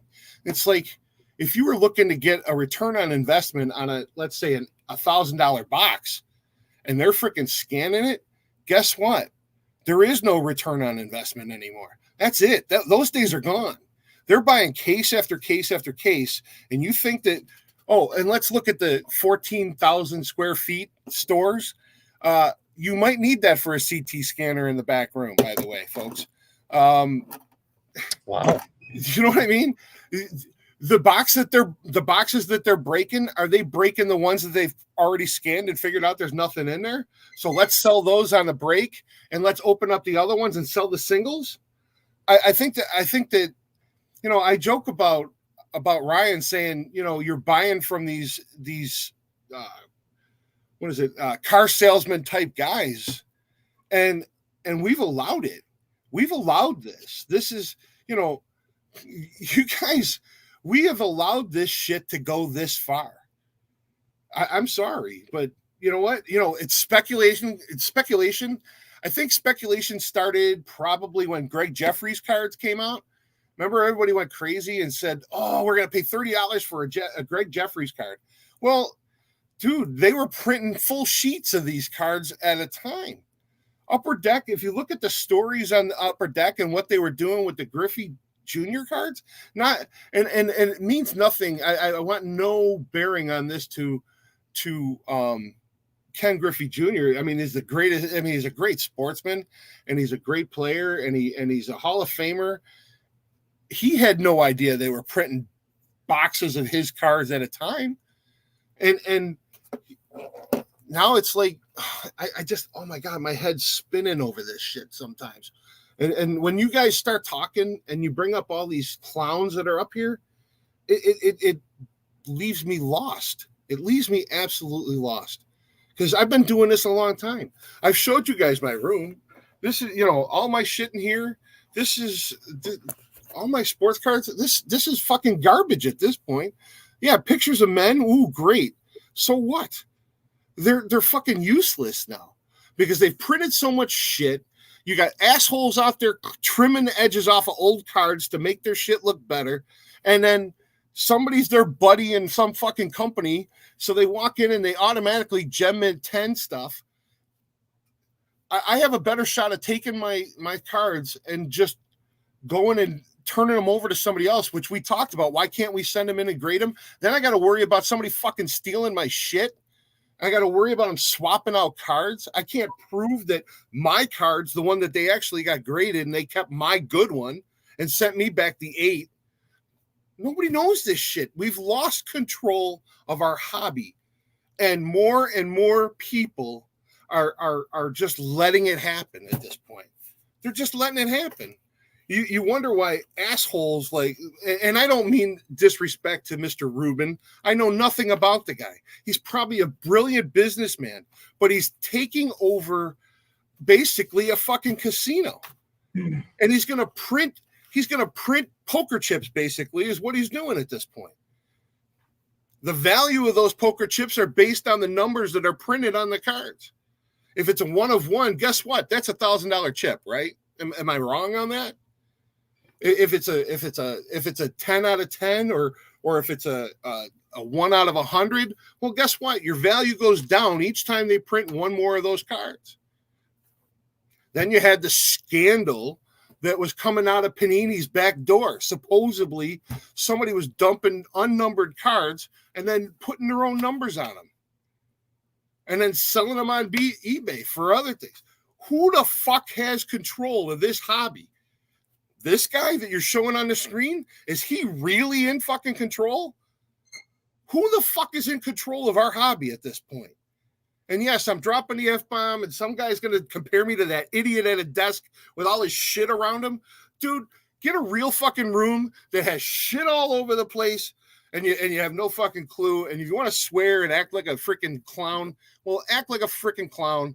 I'm done. I'm so done. You guys, I love that guy with the cigar. Who was the kid with the cigar and he shut down his stream? That kid, you want to talk about a business guy? Smart? Like you two? I can't remember his name, but anyway, he was a great guy. Taught us all a lot of shit. And then he got to a point where he couldn't keep up with it anymore. He burned himself out. I've been doing this 40 freaking years. I've never once set up at a show. I've only walked in and bought. I'll drop maybe. There he is. That's the dude right there. That guy. SCV, right? Is that him? That dude was brilliant. He was teaching everybody everything. And he probably got to a point where he just burned himself out.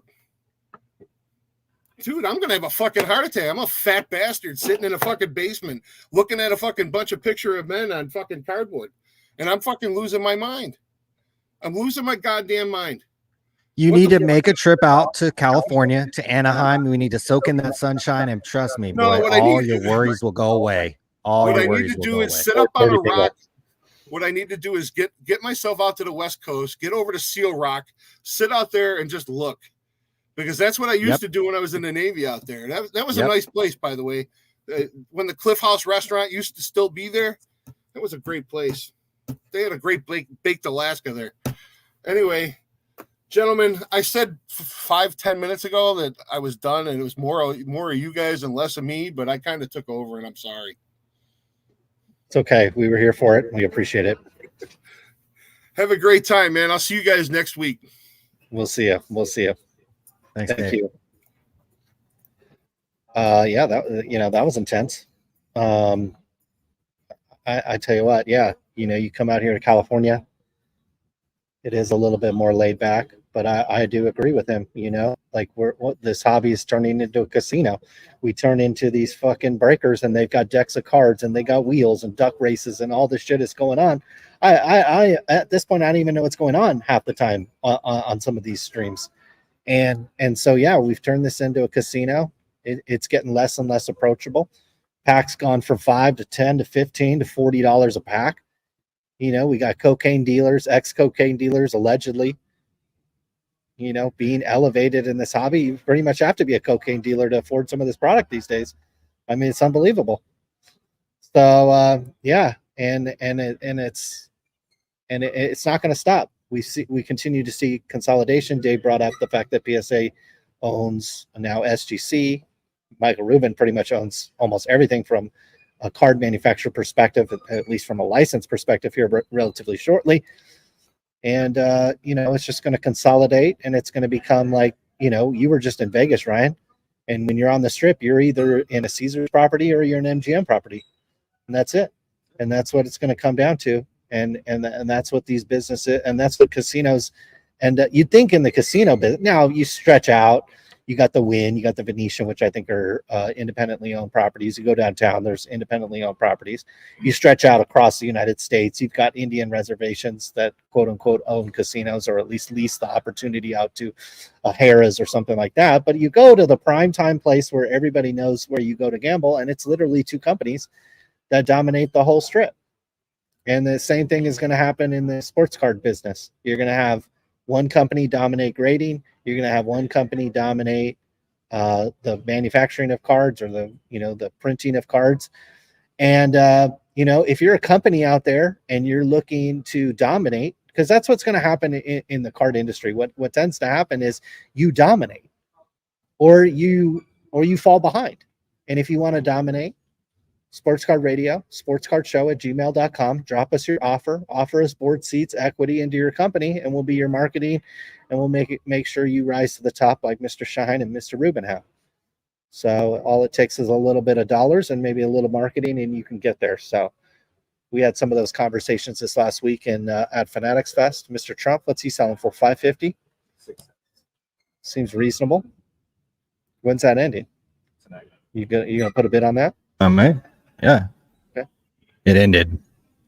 Damn it. Oh, you didn't win that? I know.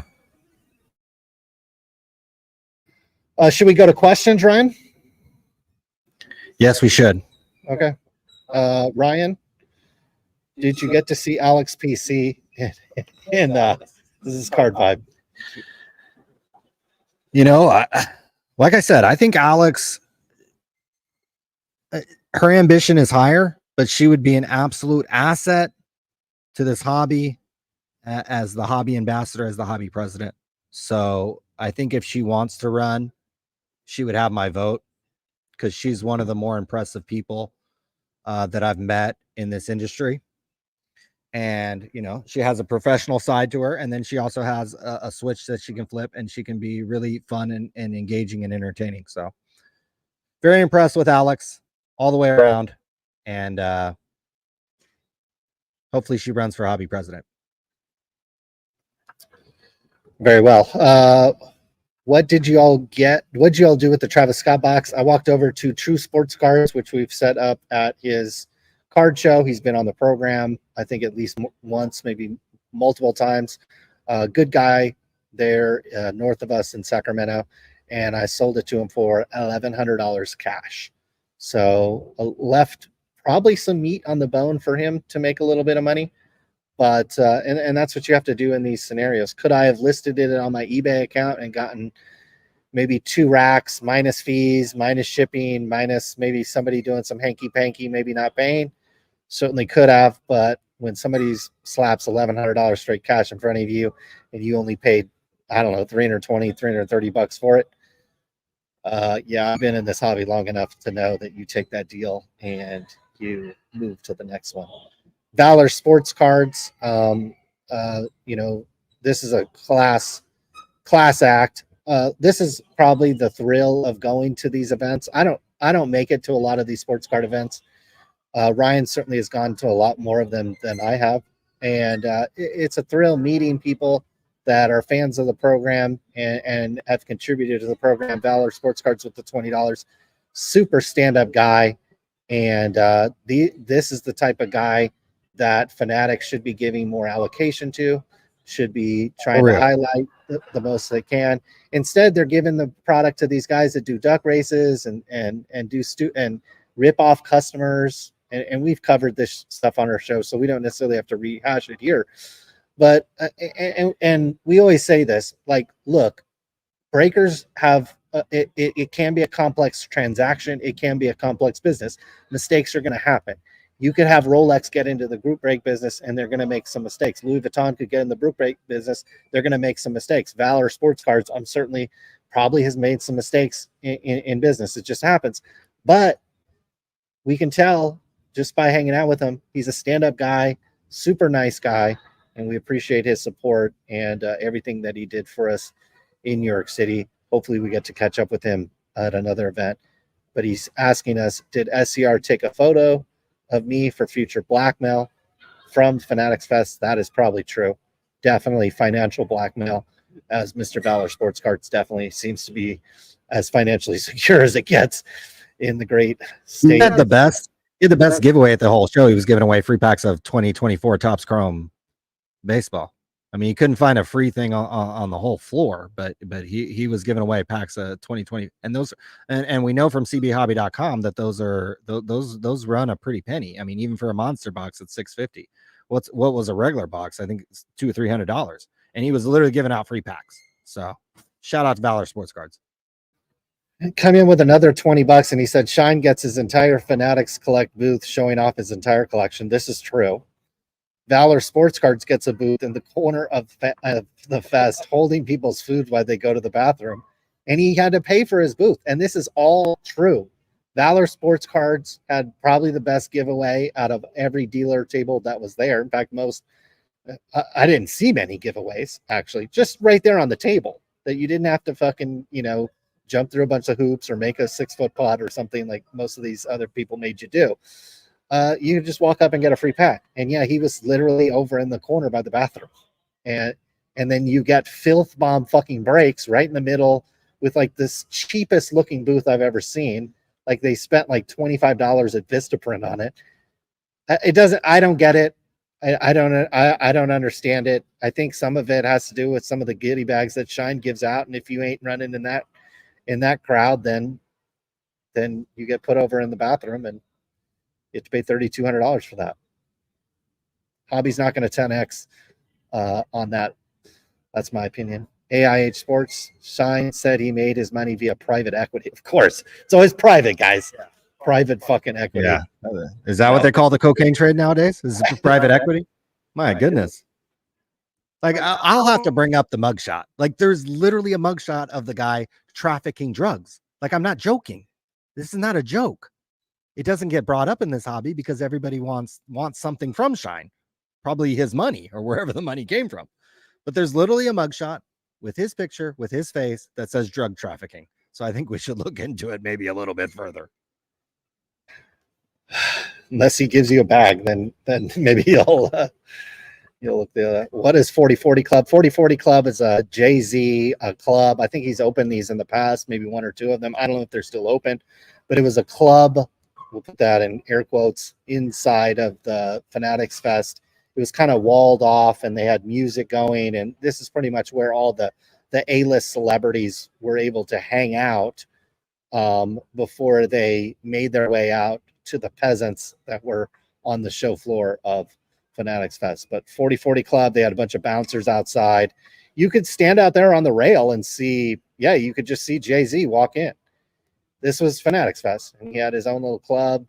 You might even get a glimpse of it, but you could just be standing out there. Right? You could have literally just posted out in front of the 4040 Club and just gotten videos like this all day long. So there, it was all kind of walled off, and they had bouncers out in front, kind of a red carpet kind of thing. And you could kind of roll up in there. So that's where I'm sure some of Shine's merchandise was was on display in there. Bob Boozle, what does caviar taste like? I'm not sure. Have you ever had caviar, Ryan? I don't think so. Yeah, it's very salty. That's from what I know, from what I heard. If Brian Gray buys us caviar tonight, we'll try it. We'll let you know. Rhonda, very popular in the chat. Unfortunately, I do not live on 4.2 acres and I have to go to work tomorrow. Keep up the great work, SCR. Thank you, Rhonda. And I think Rhonda might call in here pretty soon. I think she was going to call in. Well, I think we need to get her, Christine, and Alex, and we just need to walk around the National in Rosemont. You're just going right for a foursome now, You're right? damn right. Yeah. Just Look at you. the more the merrier. Jeez. Okay. Wow, that's intense. Hopefully you've got some of that. What's that stuff called? Roman? They're drugs for everything, baby. We got Yeah. it. Okay. Yeah, we got All it. right. Yeah. Might need a few of those. Valor coming in with another $9.99. Who else votes to have Dirty Bingo at the National? I think this is a good idea. Ryan, we have trade nights. Why the fuck don't we have Dirty Bingo? We have trade nights that are going till 3 a.m. This trade night with our girl Mary Gamble is going till 3 a.m. Look, we're gonna have to go. We got to go live at some point this weekend and get Mary Gamble on the program to talk about her relationship with Justin. I just, to me, that's a goal of mine before I leave Anaheim. We saw her, she was a little busy, but we're going to go live at some point this weekend. I mean, it's not going to be planned. It's just going to go live. So you want to hit the notification and the subscribe on Sports Card Radio, because we're not going to put up a thumbnail before. We're literally just going to pop on live this weekend. And I want to have Mary Gamble on, and I want to ask her about her relationship with Justin. And if we see the hobby presidential nominee, Mojo Sports, aka what's his name, Jason, I want to have him on the show as well, because I wrote down some interview questions for him, and I'd love to talk to him as well. Okay. Very nice. Valor Sports Card. Christine, I will book you a round trip ticket for a Dirty Bingo game. Ryan, might have to have Valor Sports Card sponsor the Dirty Bingo night at where is it going to be next year? Chicago? Rosemont. Alex, tell Christine that I love her and I'm a huge fan from day one. Also, thank you, Rhonda.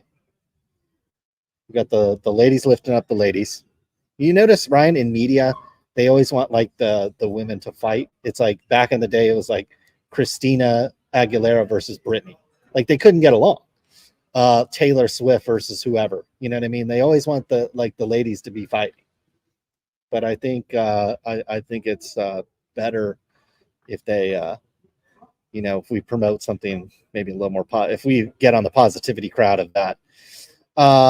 Sports Card Nicelands. Have we have an update on Ryan's baby status since New York? Ryan, do you want to give an update on the baby status? Well, I we're gonna have to probably have Maury Povich, and what was that famous line? You are not the father. So we may have to have you got to wait for a couple weeks for the pregnancy, and then we'll take the test, and then I think at some point here in a couple weeks, we will have to have like a Maury Povich special, and maybe we'll do a collab with the Sports Card Nonsense, and maybe like they could tease it, and then you know what I mean. I think that'd be kind of fun.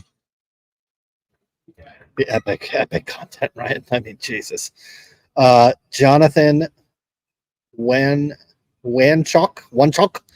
$5. Laugh out loud at the Will Grier promo code. That's what gets you 10% off over at CB Hobby, guys. And Jeff is a grifter. Couldn't agree more. Jonathan followed up. Shine.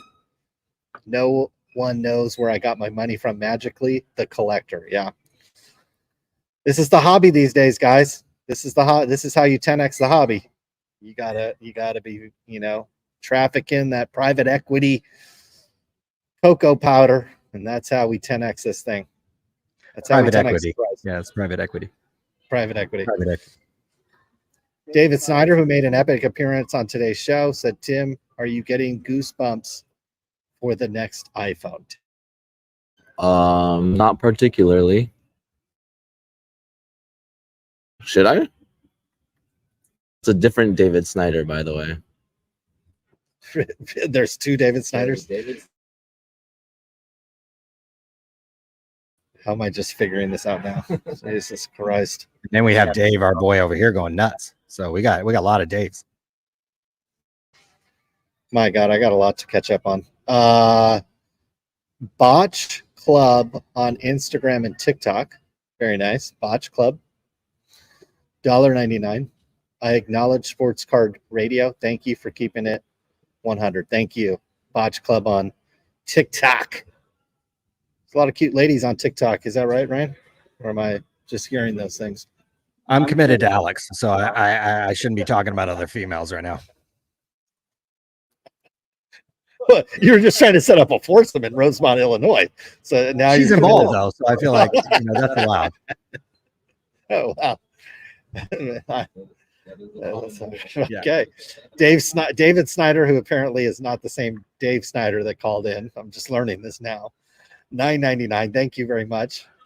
Which band is better, Pearl Jam, Liberace, or Nirvana? I would say, just from a musical catalog perspective, would be Pearl Jam. They just have so many songs.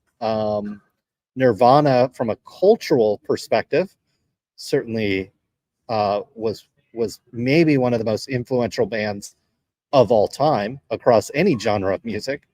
And Liberace is just, this is what Ryan's going to be playing when he's about to do the foursome. So you need a little, a little bit of everything. I think they're all relevant. I definitely think they're all relevant for sure.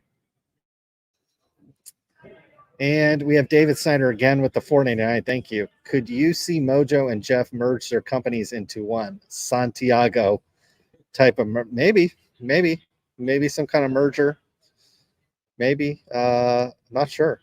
I think Mojo, we'll have to ask him. That was one of the questions that we did want to ask him, is like, what's kind of his end goal in this hobby?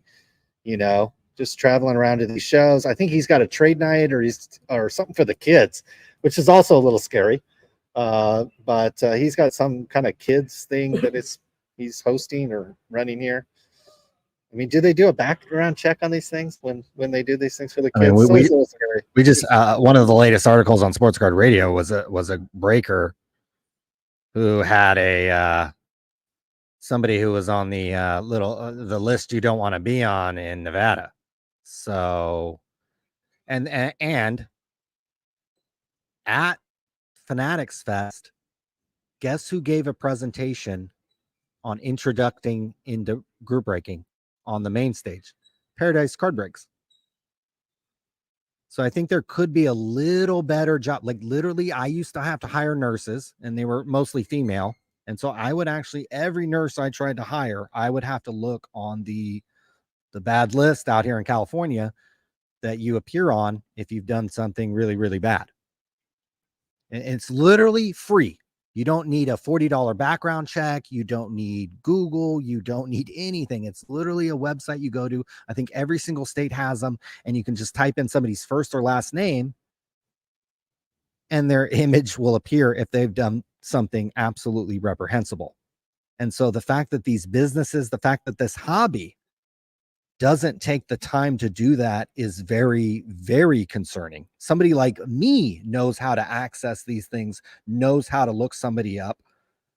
I think that should just be a very, very, very basic thing that we do in this hobby.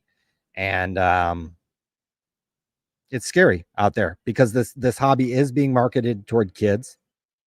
This hobby is marketed as, oh, it's happy-go-lucky. Everything's positive. These people are amazing. Come to Fanatics Fest. Come to Burbank. Come to these shows. And at these shows could be people who you don't want anywhere near yourself, let alone your kids.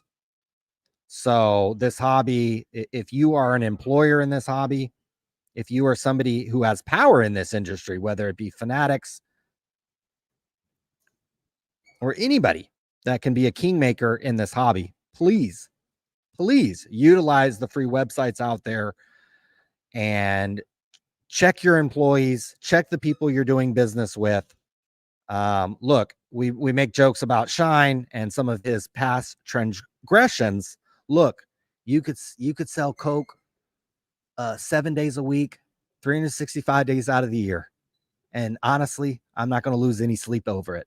But if you're over here on one of these lists you should have absolutely no part in this hobby. I don't give a fuck if you were on probation. I don't care if you've done all your restitution. I don't care about the fucking situation. If you end up on one of these lists, I don't think you should be employed in this hobby.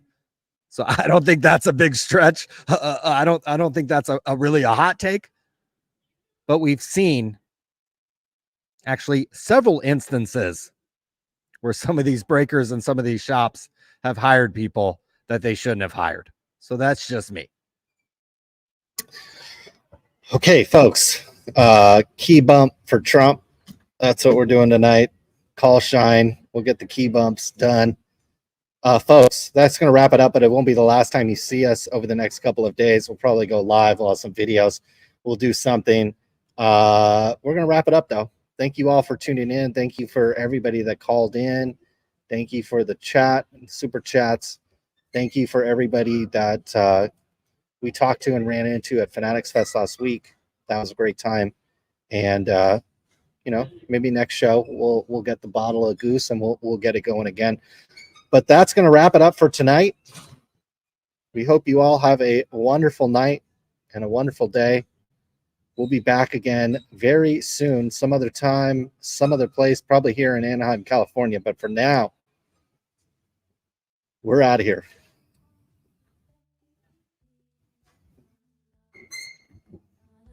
To see up in the millions like 2.3, but Jeff got it all, getting off scot-free. Try to talk things like we talking about stuff, but you talking about except the high bid on the he doesn't got the high bounty on the Curry, LeBron.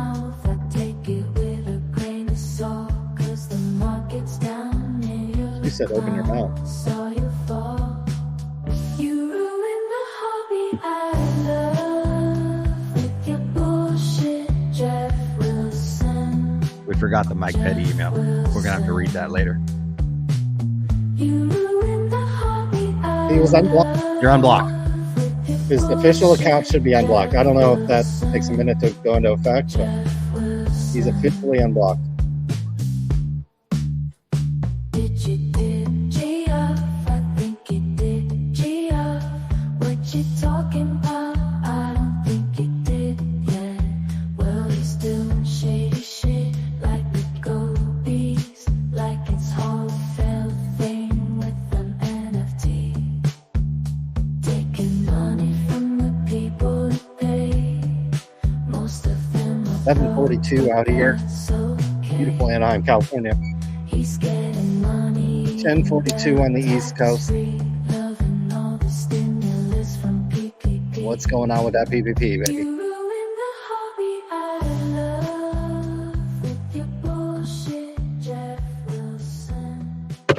Jeff Wilson. Good night, everybody. Thanks for tuning in.